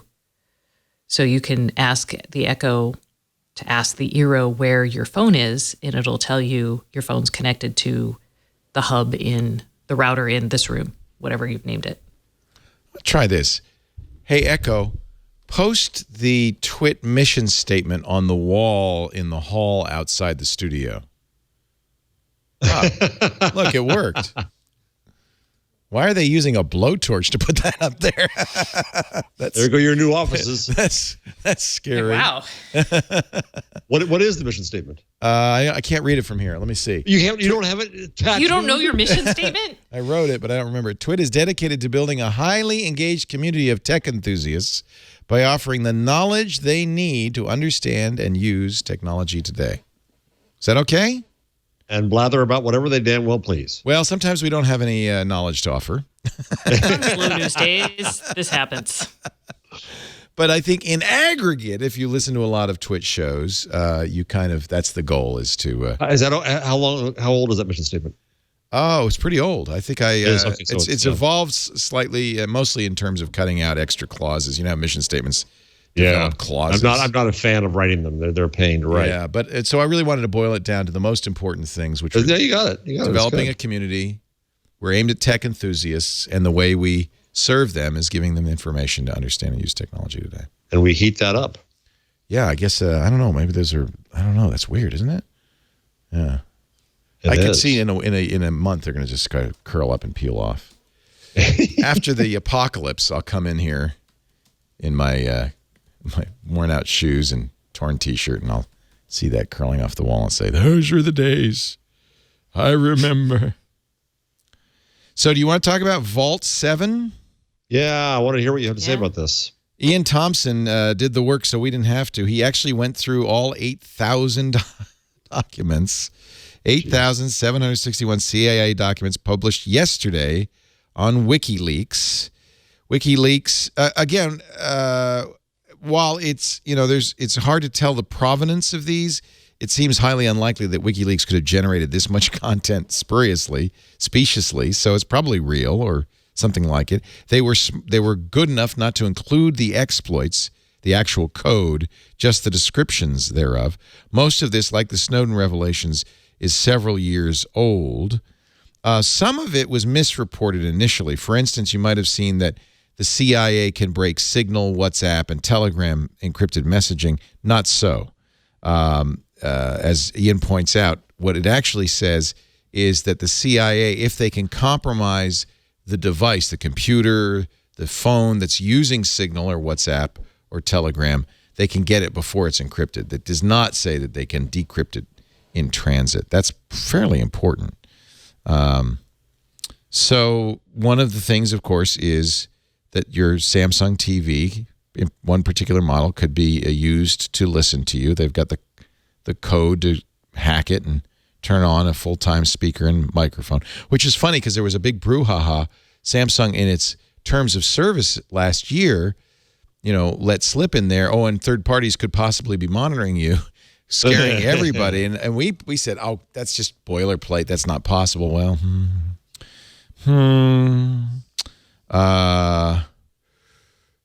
So Edward Snowden tweeted yesterday, still working through the publication, but what WikiLeaks has here is genuinely a big deal, looks authentic. I guess Edward would probably be a pretty good expert on that. With regards to particular operating systems, CIA has a modest collection of attack tools for systems powered by Microsoft's Windows, keystroke loggers, sandbox escape ropes, antivirus avoidance mechanisms. CIA analysts found flaws in control panel, the ability to add data streams to NTFS without detection, so you could put data onto storage drives. DLL files, a popular attack vector. There's a program called Ricky Bobby, which is Will Ferrell's character in the movie Talladega Nights. It uses Windows PowerShell and several .NET DLLs to put a listening post on a target PC. All of this you kind of expect they have. The one big takeaway was how much more humor in the code names the CIA's stuff had than the NSA stuff, like names like Swamp Monkey, Eggs Mayhem, Ricky Bobby. Weeping Angels. Yeah, Weeping Angel. We like that one. That's, of course, a Doctor Who reference. I didn't know that, but I was informed. Lots of pages of hacking tools for OS X, including, at the time, what was the most recent version of OS X, El Capitan. Of course, this is an old dump, so presumably they've updated those. There's a project called Harpy Eagle that analyzes the Apple's Airport Extreme firmware for private keys and then cracks it, also time capsule systems. There's a project called Quark Matter that puts persistent spyware on an OS X system using an EFI driver stored on the system, EFI system partition. In other words, something that wouldn't be wiped by formatting the drive. Snowy Owl uses OpenSSH to pull off remote monitoring. I mean, it goes on and on and on. This is a very rich set of stuff.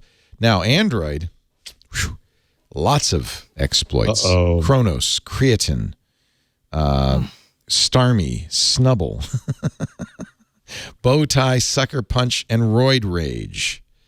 SMS stealing, Chrome-based attacks for Android. There's a huge number of exploits. Escalation of privileges, allowing malicious apps. Baron Samdi, which is a voodoo name. Doug Trio and Salazar allow for remote access. They're fixed or mitigated by later versions of Android, but remember, a lot of people have older versions of Android, and of course, this list is 3 years old. The CIA stash contains, this is all from Ian Thompson on the register.co.uk. The CIA stash contains rundowns on most of the popular antivirus systems and how to defeat them. Much of the information has been redacted, but there are a few snippets left. So that's interesting that they're working to defeat antivirus software. Because it's the path in, right? Yeah. It's virus, yeah. Yeah. What about Chrome? What the? Sorry, go on. Smart TV. I haven't got to Chrome yet. Smart TVs. We mentioned Weeping Angel, which takes a Samsung TV and turns it into a fake off mode, which makes it look like it's powered down, but it's still on and can be used as a bugging device. That's really handy, actually. But the TV has to be compromised by a USB stick inserted into the device. Yeah, that one wasn't as stressful. Yeah. Although, if they're going to come into your hotel room or whatever to put a bug in there, I've been watching The Americans. They could stick the USB in the TV. Exactly. How easy is that? You don't have to drill holes or anything. Apparently, they're looking actively at the Internet of Things. Now, 3 years ago, IoT was not such a big story, but it is now, right? I feel like it's almost exactly in the same place, to be totally honest. Yeah. 3 years of IoT excitement, and basically the most advanced devices I have are my Nest and my Echo. Yeah. So, You live in Brigadoon. One analyst included his favorite ASCII characters for conversing online with Japanese people, along with games he likes to play and some music suggestions. I guess they had a kind of a jaunty way about them, this CIA operatives.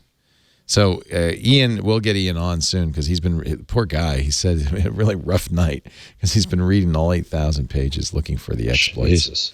this is where machine learning could totally help. Yeah. You run this sucker through.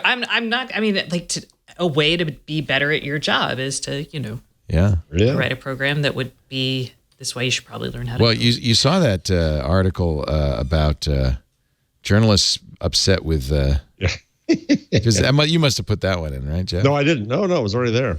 My benefit. Let me find it here. We get upset so easily. You journalists, stop the presses. Journos not happy losing jobs to journo bots, say journos. Once again, the Register with its great sense of humor. It's like, did they use the word boffin? Because it's not a Register article. They didn't call someone a boffin. They got to use boffin. Have you been paying any attention to this problem of fake news on the Google Home? Have you tried it, Jeff? You probably have. Yeah. I mean, it's a worse problem. So Google knew that the autocomplete was a problem, but they see that as a feature and they got rid of it. It doesn't try to tell you what the truth is or anything. So if you ask your Google Home, is Obama planning a coup? It will say, well, yes, according to Western Center for Journalism. I mean, that's fake news, right? Yeah. Have they figured out a way to get? Got an issue there. Have they figured out a way to get it out? They should bring back Matt Cutts. The fact that Matt Cutts is gone is doom for them. Doom. Matt, we need you. I've been saying really everywhere that we need a Matt Cutts for fake news. Yeah. I mean, you have to ask it that leading question: is Obama planning a coup? So I don't want to reveal much, but I had a discussion, off the record discussion with some top engineers at a certain technology company, and it was a fascinating discussion because part of what they try to do is to anticipate the user's desires. Right. Now, what that means is if they anticipate that user is a sweaty, paranoid guy in an ill-fitting T-shirt in a bunker somewhere, then they will do one thing. And my response was, well, no, imagine if the same question were asked by a third grader. Try this. No. Try this. Okay. Ask, say, okay, are women evil? Oh, Jesus, really? Do I want to ask that? International Women's Day. It's got to go on my see. permanent record. It's got to go on my permanent record. I'm not sure. It's journalistic research. Okay. Okay. Are women evil? I like talking to fetch my calendar. Oh, shut up.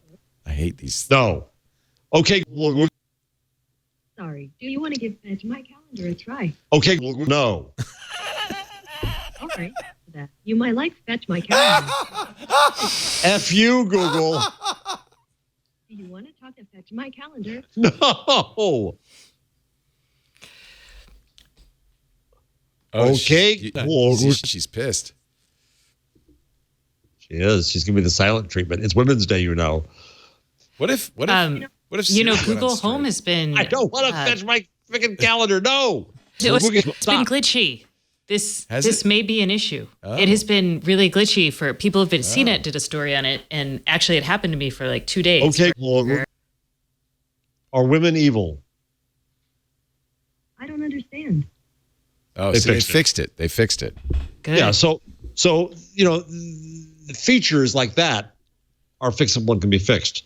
The holy grail of either Google or Facebook is the ranking, and they need rule sets to decree that ranking. So the interesting thing to me was when it gets to what you see, if you ask, is the Holocaust real versus Holocaust deniers versus Holocaust, what results should you get in each case? Now, if you want to find Holocaust deniers, you should be able to search for them so you can do research about how awful and horrible and evil and miserable they are. But if you ask for the Holocaust and you ask for, is the Holocaust real? To my mind, you should be true to the knowledge. Right. Danny Sullivan in his article for Search Engine Land shows in the past, in 2015, if you asked Google what happened to the dinosaurs, it would say dinosaurs are used more than almost anything to indoctrinate children and adults in the idea of millions of years of Earth history. Here's what he got when he asked, this was a couple of days ago, are women evil? Hey, are women evil? Here's a summary from Shedding of the Ego. Every woman has some degree of prostitute in her. Oh, Every Lord. woman has a little evil in her. Oh, Lord. See, so now, that's the snippet that came up, and is that based on what? What is that based on? Why would it pull that up? Why would it pull that? Why would it give that authority? Well, so we had a story on the rundown. So it was about caramelizing onions. I'm not real sure why, but it was but it's the same issue there. Is it Google's AI, or I assume it's an AI that's pulling these snippets, pulled, the wrong information. It pulled basically a quote in the article about caramelizing onion takes 5 minutes. And the whole point of the article was to refute the idea that it takes 25 minutes or 5 minutes. So it sounds like. Is it misunderstanding? Maybe it's, again, training a model for AI is really hard, and you need lots of hardcore examples, and the mistakes will make it better. So Google fixed it, but we don't actually know what part of the model is telling it what's important. Let's also acknowledge that we're complaining because a machine learning system doesn't fully understand this long prose article and misinterprets it. The fact that you can ask an inanimate object how to caramelize onions and it gives you anything back is kind of incredible. Okay. But we're relying on it. Well, should. How long does it take to caramelize onions?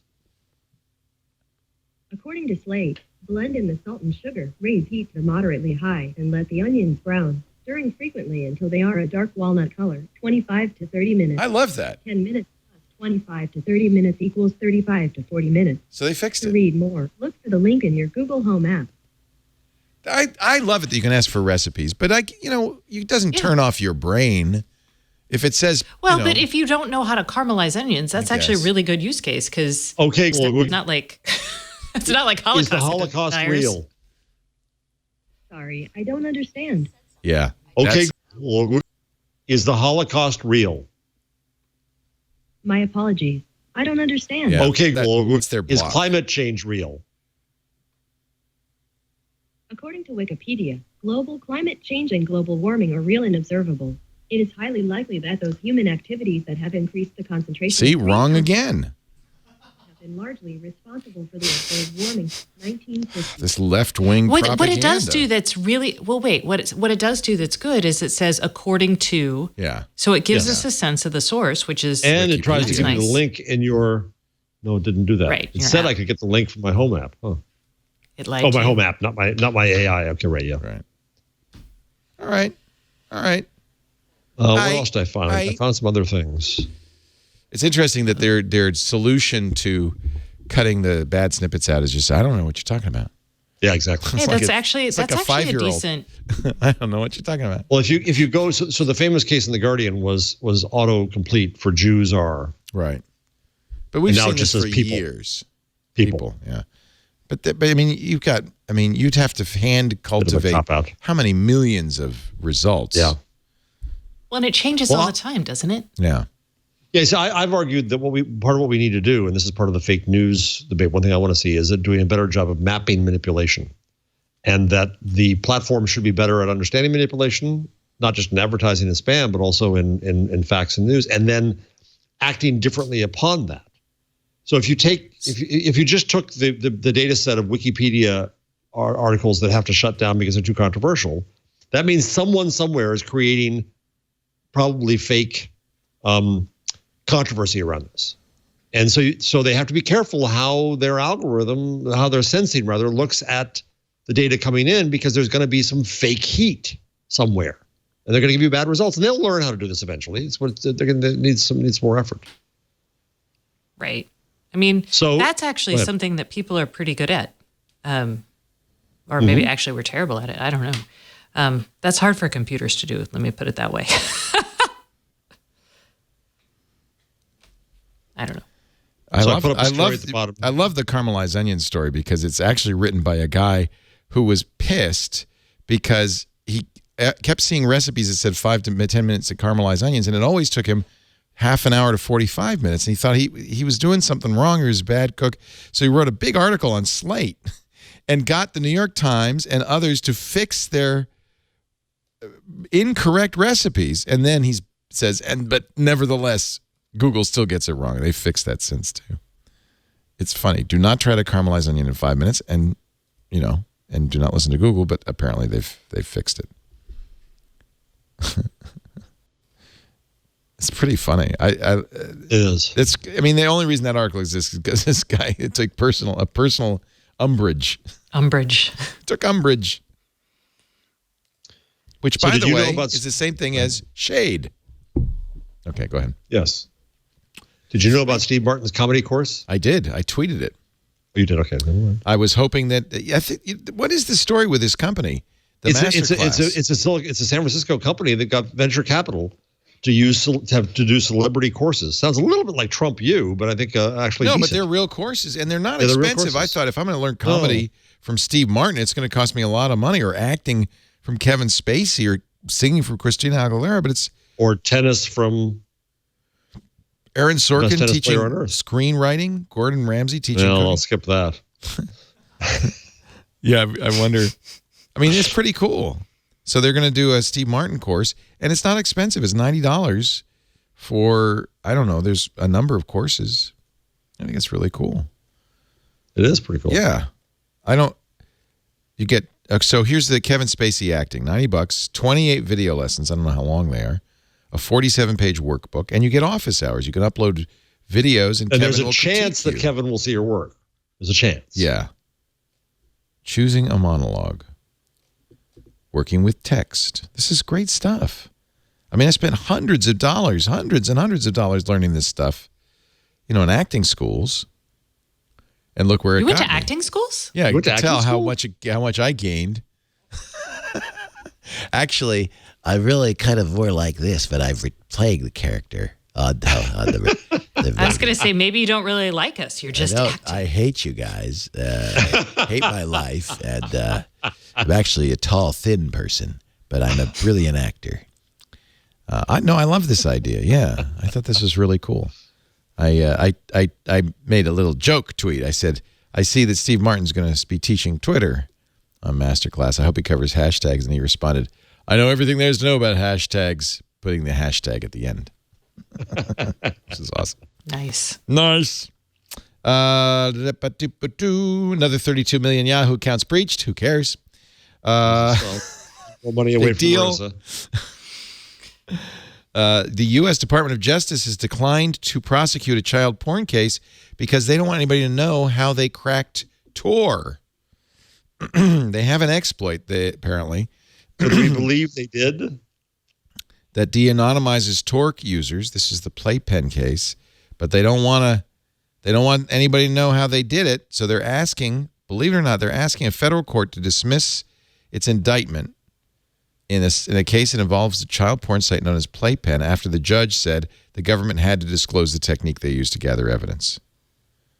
DOJ is not happy. The government must now choose between disclosure of classified information and dismissal of its indictment. Disclosure is not currently an option. Wow. This is the very famous case where the FBI operated for 13 days a child porn site. I guess as a honey. They didn't make it. It was there, and they went 13 once days they got it, before they shut it down. Yeah. So there's a controversial case in the UK where I didn't put up on the rundown, but the BBC put up child porn on Facebook to track how soon it was taken down. Then they found stuff didn't get taken down. And so they went to the Facebook and said, we want to interview about this. And Facebook said, can you show us, please, what is there?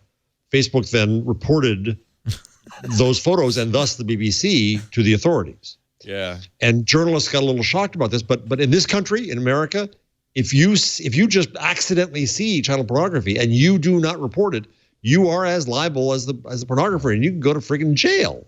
Wow. So I don't know if it was a scandalous story on Facebook's part or not, but my thinking is they kind of did what they had no choice but to do. Tell me if I'm wrong. I don't know. I know. I don't understand. It's just, I mean, I presume that this has all been worked out by now. No, because the story just broke this week. And so some journos are in a tizzy about it, and they might be right to be, but I don't know. What a world. It is. Jay-Z is going to do a fund for startups. What kind of startups? Yay. His new venture capital firm, Arrive, has arrived, writes Daryl Etherington in TechCrunch. The rapid business mogul has been planning the launch for a while. The Arrive's unique sales pitch to potential investment targets revolves heavily around its experience in brand building. What we did for Rock Nation did for Jay-Z, we can do for you. There's no money in the fund, however. Here's a cool thing. Yeah. MIT has created the MIT Media Lab Disobedience Award. Like Do you guys see this? No, but I want to It win carries one. Well, you might have a choice or a chance. It's a $250,000 cash prize, no strings attached. It goes to a person or group engaged in what we believe is an extraordinary example of disobedience for the benefit of society. Like civil disobedience? Well, what does this mean? Societies and institutions lean towards order and away from chaos. While necessary for functioning, structure stifles creativity, flexibility, and productive change. Blah, blah, blah. With this as Joy award, Ito says, you don't change the world by doing what you're told. Yes. Well, there was a young man who did just that at MIT and then got taken to court and committed suicide. But Aaron Schwartz, yeah. Exactly. Yep. So maybe this is their be way of making it up. sorry. Yeah, we're sorry. So these principles they're focused on are nonviolence, creativity, courage, and taking responsibility for one's actions. The disobedience is not limited to specific disciplines. So examples include scientific research, civil rights, freedom of speech, human rights, and the freedom to innovate. I like they use discipline and disobedience in the same sentence. Wow. Basically, you have to take a personal risk in order to affect positive change for greater society. Ooh. This nomination form is a secure form. The information submitted will not be shared publicly. However, we're mindful of privacy and the fact that many people and organizations doing disobedient work might not want to disclose their information to the public. Wow. I'm not filling out really this neat. form. I guess civil disobedience, is that? Protest. Gandhi. Protesting. Right? Yeah. Wow. Martin Luther King versus Malcolm X, probably. Yeah. What do you get for disobeying? A lawyer? $250,000. $250,000. That could fund your legal fees. No strings attached. Who's funding it? That's a MIT. really weird. It's very interesting. It's like, all right. Amazon has got to be a response to Trump. Amazon has handed over the Echo data that it was holding on to, claiming a First Amendment defense. But that's only because the defendant said, oh, it's all right, give him my Echo stuff. Oh. I doubt there's anything in there. It's clearly a fishing expedition. And yet, I feel like Amazon should fight hard against that kind of stuff, right? Well, but maybe this isn't the hill it wanted to die on. Maybe. Yeah, and if the guy said it's okay, maybe Amazon would have fought, but realized that this guy could just, I guess it couldn't give over the server data. Never mind. I don't know. We didn't mention, we talked a lot about Uber last week. We didn't mention... this about another potential let me push scandal. a pause on here. We didn't mention the gray ball tool, which is apparently a tool Uber's been using to prevent investigative authorities from taking Uber rides.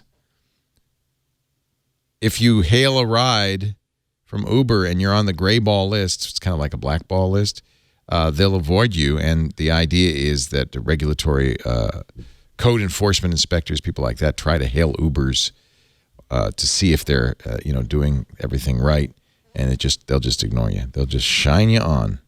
That's not illegal, but it just shows kind of more of the kind of sketchiness of the whole Uber thing, right? I don't know why people are surprised. I mean, like, I know. This is a case where I'm kind of like, it's like people are surprised that Trump has done some of the, like, he's going to build a wall, actually. Like, the people who are like, well, we didn't think he was serious. I'm like, really? I mean, we knew that Uber was not staffed by people who, I mean, we know they're jerks, for using a nice word. So the mayor of Portland, Kyle McLaughlin, said, "I'm very concerned that Uber may have purposely worked to thwart the city's job to protect the public." It did. Yeah. I mean, that's exactly what it did. Yeah. I think it's not illegal. But nevertheless, it shows that, it's just really interesting. Yeah. Sometimes you don't follow the letter of the law, Right. you follow the spirit. But this is of the law. disobedience. I think they should get an award for that. I was going to say, should they get the prize? Some people would argue that Uber does better society. I would argue to the opposite. Lyft is looking for new funding, saying, "Here's our opportunity. We got an opening here." They're talking with investors. They do indeed. Yeah. I mean, heck, where else are you going to go, right? I mean, that's pretty much where you go if you're not going to use Uber. It's the number 2. Oh, in Austin, we don't have either. You don't have either. You have just regular cabs. What are we people also doing? have some app-based services. So there are, I've seen people getting ready for South by Southwest sharing the names of local. So, they're Fare, Fasten, Wings with a Z, and Ride Austin. Okay. In a way, I kind of like seeing Just so these y'all little know. small local Ubers better than some giant billion-dollar unicorn multinational. Well, no, because I was in the line for a cab at the airport because I got home at a weird time or something. I don't remember. And the woman behind me was just like, I can't believe they don't have Uber here. They don't even have Lyft. Oh, my God. And like, she was genuinely frustrated. And, you don't know the Right. quote unquote local Uber, Local Ubers. Local Uber. So I told her a couple and she was like, oh, thank you. So I don't know. If you're going to do this, then maybe you should have like a giant sign at your airport in lots of places. I love it that Evan Spiegel made so much money in the Snapchat IPO that he's now worth more than 2 Oprahs. Yeah, that is a new measurement of 1%. How many Oprahs are you? How many Oprahs is Buffett? A lot of Oprahs. What is Oprah's net worth? I don't know. Is it $1 billion? Okay, Google. How much is Oprah worth? The net worth of Oprah Winfrey is $3 billion. All right. So he's worth $6 billion. And okay, Google. How much is Warren Buffett worth? The net worth of Warren Buffett is $76 billion. Holy shoot! Jesus. So That's a lot he's of worth Oprahs. 25 Oprahs. I like that measure. How many Oprahs are you worth? Good measurement. After $1 billion, it probably doesn't matter much. 0.00000000001 Billionth of an Oprah. Yeah. Percent Oprah. Yeah. Anything else? You guys put some stories in there. Did I miss any of them? Let's see here. Yelp is now wanna listing know- gender-neutral bathrooms. Good. So you can find a bathroom for yourself. So Microsoft is putting ARM-based servers in its data center. I don't know if you care we about talked that. a lot about that earlier on Windows Weekly. No, not on this show, Oh, yeah, but I on guess Windows you would. Weekly. That's a big story. But Microsoft's announced that they're going to do Windows on ARM, and now the fact that they're doing ARM-based servers is interesting. And I think we concluded that while there may be economic reasons, because of course they're a lot slower power, about 1/10 the power of a silicon from Intel, but a half as fast. But that still gives you, a 500% improvement in. Well, and in some energy apps, like if you're running in a cloud setting, when you're splitting up a server, you're virtualizing a server and splitting it up into multiple instances. Doesn't really matter, right? It doesn't matter, right? Right. Yeah, I mean, and then the other point, of course, is it's also political, it's strategic, because they don't want to be beholden to Intel. That's right. You can make Intel drop its prices, finally. Exactly. The other thing, so another benefit of that is because ARM licenses its core technology, you can actually design chips that are specific to, especially if you're for Microsoft. Yeah, that's what Apple does. Apple's A9 chips and A10 chips, the chips in its iPhones, are ARM-based, but they are tuned for Apple's needs. For instance, because they don't do Flash, they were able to apparently simplify the chip design considerably because they didn't have to support Flash. Exactly. So that's actually really interesting because it could lead to greater efficiency or better performance for certain things on certain platforms. So this is an interesting experiment by Ryan Broderick at BuzzFeed. He made a Facebook profile completely empty, no friends. In fact, when he started, he had no news. There was nothing in his news feed. He added a profile picture, some personal information that was true. But unrevealing about his politics. But unrevealing about his politics. And then he wanted to see how Facebook's recommendation algorithms would work if you have no friends. So what kind of content would it suggest if it had to go on what I liked rather than who I liked? Facebook said, this isn't an experiment, it's a stunt. Well, they have a point. It's not how you use Facebook. Right. So he started liking, first the Republican National Committee. Didn't change anything in his feed, but most Facebook pages have a liked by this page. So he went down there and he liked Chief of Staff Reince Priebus, and then he got some more and he liked Hillary and he liked Barack and the Democratic Party. And I guess he was trying to balance it just to see what would happen. Creating a fair and balanced profile. Fair and balanced profile. And then he said, I liked every page presented to me by Facebook's suggested pages widget, which gave me my first Illuminati and New World Order sightings. Oh, that's interesting. So it's a bit meta. It's getting more and more out there, right? It also threw in New York Magazine. I don't know why. But the effect was almost immediately noticeable. He got even though he was liking left-wing sites too, he started getting a lot of interesting memes from the right. And then he generates maybe they're advertising more and promoting more on Facebook is my guess. Oh, that's interesting. I guess that's part of the question, right? Then there's right-wing softcore pornography memes he was getting. What's interesting is how this all works. And then he got banned because he was liking too many pages. I don't know. Didn't Matt Honan do this with he liked everything? Yeah, he liked everything. That really screwed him up. I think Poor Matt. He's like living entity who's bad. I love Matt. Stunt journalism. Yeah. But the point, I guess, is it's so hard to figure out what Facebook's doing. And even doing these things, it's kind of hard to figure out why it did what it did, right? It's not obvious. No, it's not. Well, that's what algorithms are, you guys. I mean, that's the black box argument, right? Well, I would think that you could put something in and see what came out and make some deductions about how the black box works. That's how you would do it, right? But he's putting stuff in and it's not. After 3 days, he started seeing white power memes, was asked to join a Vladimir Putin fan club. He's starting to get stuff from the Daily Stormer. Anyway, it's worth reading, trying to understand what is Facebook up to. And now, of course, this is his news feed today, and it's just crazy. But, I look at my news feed, it's the exact opposite, right? It's all left-wing politics. By the way, all politics all the time, pretty much, in my Facebook feed now. I suppose it'll calm down a little bit. So I have a story for you. Yes, dear. This explains, dear. Yes, my friend. Yes, my friend. We should not be doing this on Wednesday. This show, because according to Google's Misery Index, everything happens on Thursday.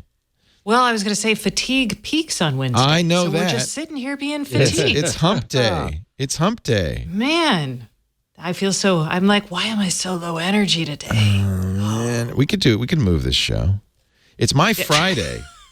Does that matter though? When my weekend is like, does that change it? I don't know. This How do is you based feel? on searches, huh? Oh, but this is an old story. Yeah, we 2014. put an old story in the thing. Yeah. Oh, dang it. Oh, never mind. This Someone's is been doing that. Never mind. Well, I don't think misery has changed much. Oh, I think it has. In the 3 years since. Oh, yes, it has. Has it? Oh, yeah. Yeah. Does Google still have a misery index? I don't know. No, this guy did it himself. This is not from Google. He did his own. Oh, sadness. See, my fatigue has led me to a story see? without reading the You dateline. see? Oh. But meanwhile, look at the interest in International Women's Day. Just going crazy everywhere in Colombia, Honduras, Ecuador, Nicaragua, and Guatemala. That's where they're searching. I do like Google Trends. Highly recommend that as a place to just kind of browse around and get some ideas. So everybody's interested in South by Southwest. They're all getting excited.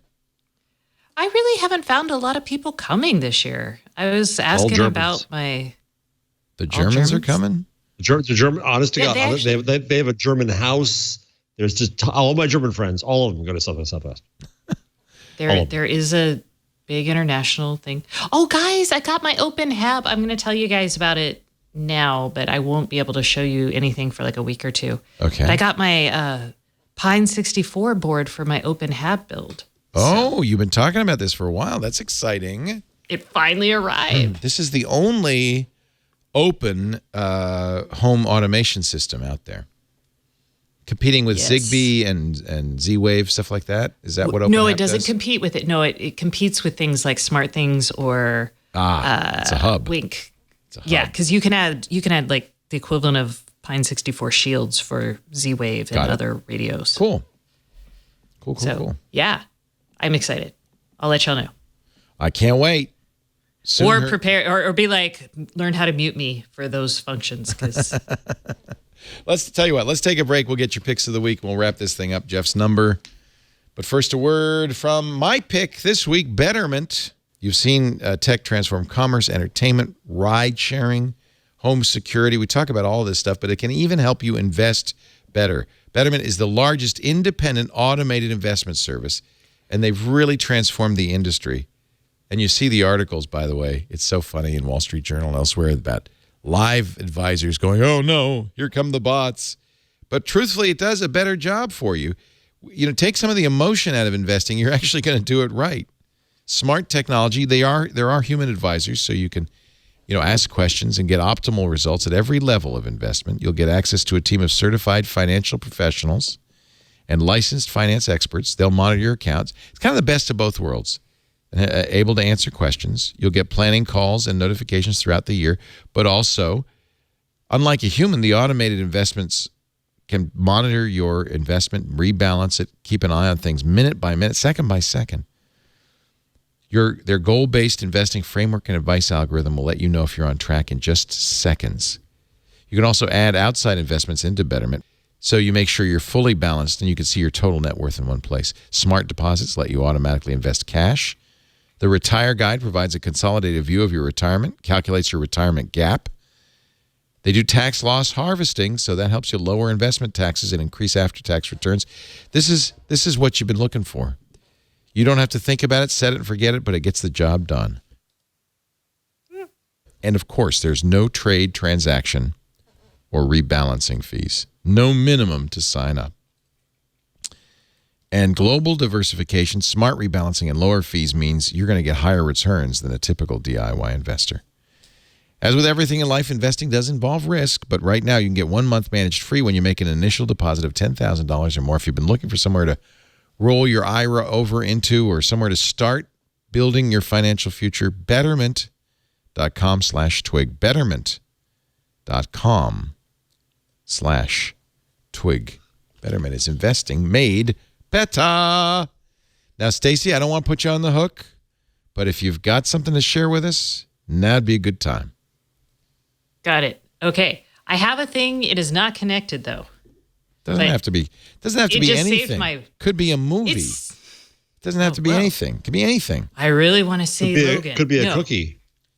Logan's apparently very good. That's what I hear. I can't wait. Yeah. So what I have is, because it just saved my butt at a slumber party, and I meant to bring it up for you guys, because this is not just a slumber party thing, but I didn't because I couldn't find it downstairs in the amount of time I had before the show starts. But this is the Fujifilm Instamax Mini 8 camera. I'm very interested in these. So here, I'll show you a picture. Hold on, let me grab it. This is basically Polaroid. They're instant cameras. They're point and shoot cameras. So you see the camera. So this is the result of a picture. And this is, my niece took this picture of us at Christmas. And to give you some perspective, this is my phone. So there's your... It's about the size of your phone screen, maybe a little smaller. Oh, no, it's like, yeah. Half the size. Yeah. Oh, yeah. It's much smaller. It's a lot smaller. Okay. But they make, so the films, this white stuff, you can buy films that have like different patterns on it if you're into that. But it's $60 for the camera. Each film pack is $10. Well, you can buy it for like $7. The kids love these. Kids love it. So I sent my daughter and her friend over, who they were doing a slumber party, and I sent them out on a scavenger hunt, a photo scavenger hunt. And yes, they could have taken a smartphone and taken the pictures, but at 10 years old, they were super excited to actually take physical pictures. And then they actually took the pictures that they took and they made like a little collage-y thing that, you know, her cousin over, took home with her. So I don't know. I thought it was really awesome. It's so funny that kids, but kids really love these. I want to get the Hello Kitty one. There you go. Oh, geez. The pink one or the red one? Oh, pink, of course. Wouldn't it be funny? Like either. They're both awesome. If I said, "Oh, I'd love to get a selfie with you.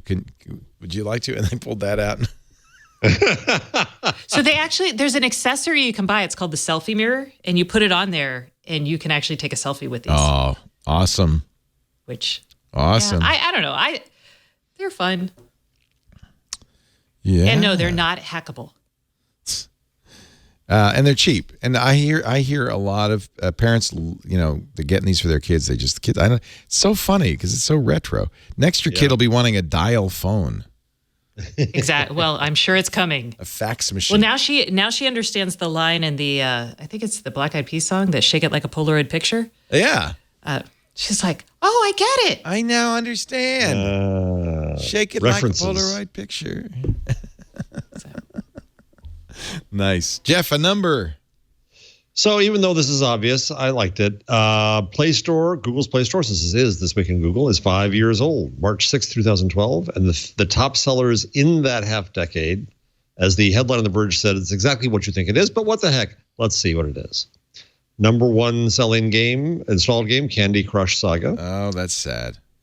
Top installed apps, Facebook number one, Facebook Messenger number two, Pandora number three. Yeah. Top selling song, Ed Sheeran, Thinking Out Loud, number one. Huh. Lord Royals, number two. Taylor Swift, Blank Space, number three. Albums, Adele, Ed Sheeran's 25. number one on that. I am too. That's the one that surprised me here. Doesn't he have a new album out? Yeah, but I mean, those are older songs. Lord. This is 5 years. Yeah. Oh, okay, yeah. It's interesting. Top selling albums, Adele, 25, Eminem, the Marshall Mathers LP 2, Taylor Swift, 1989. Again, I would have thought that Taylor Swift would have beat Eminem. Drake and Kendrick Lamar. Top selling movies, The Interview, Frozen, Deadpool, Star Wars. The Interview? I know. This is weird. And then for horny Android users, the top selling book is 50 Shades of Grey. Yeah. Oh, Lord. Then the Hunger Games trilogy, then Game of Thrones. You know why The Interview? You know why it's The Interview? Very simple. Because you could not see it in the theaters. Right. You had the to only buy way it. you could see it was Google. by buying it. Yeah. And it was the hot thing at the moment, so that skewed it immensely. It just shows you, North Korea, if you hack somebody, it just helps sales. Because the Streisand rule, now known as the Kim Streisand Jong-un effect. rule. Yes. The interview effect. Jeff, we share a brain. Yes. Oh no, she says. Oh no. I was told that it was not the Black Eyed Peas. You're right. I'm sorry. It was Outkast. Outkast. Shake it like a Polaroid. A Polaroid. Yes. Shake it like a Polaroid. That's selling, not streaming. Somebody's saying it's not streaming, it's selling. Like buying the movie. People didn't buy the interview. That would be nuts. Oh, I'm going to watch this over and over again. I'm going to be watching this movie over and over and over again. I don't have a pick. I should have a pick. Why don't I have a pick? I'm trying to think. I thought I was going to have this HTC for today. I guess I could pick the USB-C digital to 3.5 millimeter audio jack adapter. I really thought that, I was so excited yesterday. Said, oh, FedEx is coming with a package from HTC. Hey, how much profit margin did they lose on this sale because of that? What do you mean? That they did a separate shipment for that dongle. That's a good point. I don't know. On FedEx. Yeah, that's crazy. Like they overnighted me this cable for a phone I don't even have yet. Again, maybe it's just you because you're famous. No, I bought I don't remember if I bought it separately, but I did order an extra one because I thought, well, I have a lot of headphones. You are. Oh, I see. All right. It was in stock. So there it goes. It's in stock, but the phone is not. So instead of the HTC U Ultra, my pick of the week is this cable. I thought I was going to have I was so excited. I was going to show the phone. I was going to do an unboxing. Nothing. I'll have to stick with the Pixel. I still like the Pixel. It's a beautiful thing. I will mention that if you're using a Google Pixel, that you should probably get the free Lightroom mobile for it. Lightroom is Adobe's photo editing application, and Lightroom mobile on only a feut phones, and Pixel's one of the few Android phones that does this, will shoot not only RAW, but now they've added HDR, so you can, that's one of the reasons it can only do it on this phone, because it takes 3 images very, very rapidly. Let's see if I can find a situation with some dark and some light. And you can't see it, but it took 3 images very, very quickly right there to do high dynamic range. It's free. If you have an Adobe account, it's even better because you can, have your Lightroom photos go from your desktop to here. This is nice. I think it really turns the Pixel camera into something even better. So if you have a Pixel or an iPhone, late model iPhone 6S or 7, Adobe Lightroom, great choice. The interview's box office was $11.3 million. The budget was $44 million. So I hope they made it up in the rentals. Yep. Woo! Ladies and gentlemen, we are what? No, do it. Do it. Wrap it up. Do it. Wrap it up. Do it, Leo. Do it. We have concluded this exciting edition, this no news edition of This Week in Google. You know what? You should forget this show. Start listening to Stacey's Internet of Things podcast. It's much more interesting with Kevin Toffel, Stacey Higginbotham, IoTpodcast.com, at GigaStacey on the Twitter. Are you going to ever create a new Twitter handle? No, that's who I am. Giga she is. That's true. So, she is. I mean, I don't mind it. It's not like I worked for Uber. Yeah. So. Yeah. You wouldn't want to be Uber, Stacey. I love your picture of the Sydney Opera House. Oh, yeah. That's in Austin, I loved right? my trip.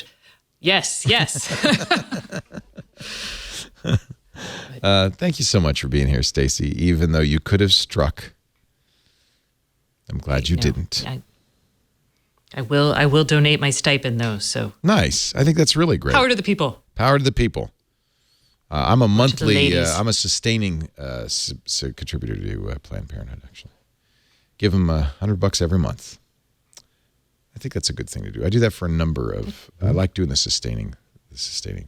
I want to do the sustaining, but then people hit me up for like. I know. Big events too, and they're like, oh. Yeah, I know. Mr. Jeff Jarvis, he's a professor of journalism at the City University of New York, CUNY. He's also a blogger at BuzzMachine.com, the author of many a great book, including What Would Google Do? Public Parts, Geeks Bearing News. And he joins us every week. You're going to be in London next week? Next week I'll be in London. Nice. Guardian has 2 media conferences, so I'm speaking at those. And you'll attempt to join us? I will attempt to join us, but Carson, you might be wise to have a guest. We could do the IPDTL thing, see if that works internationally. It worked really well for Stacey. Oh, well, Stacey, you guys actually, it Skypes out a little bit. I don't know if I'm I noticed I have a little bit of a pause, and anytime I open up a new window to look at a story, I don't hear you for a second. Oh, yeah. Well, that would make sense. That would be a disadvantage of this. You need a second computer. All my budget's going to connected home gadgets right now. You should Skype on one computer and do research on another computer. Okay. Well, the truth is it looked great here. We may have dropped Okay, well, yeah, as long as it works for y'all. I'm just giving you the... No, it worked for us, yeah.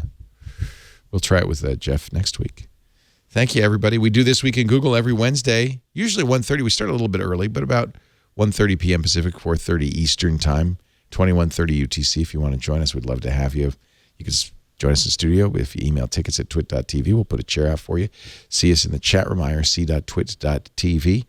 And if you can't, on-demand audio and video is always available for all of our shows. In this case, twit.tv/twig, or wherever you get your favorite podcast. Subscribe. Make sure you get it every week, so you don't want to miss an episode of This Week in Google. See you next time.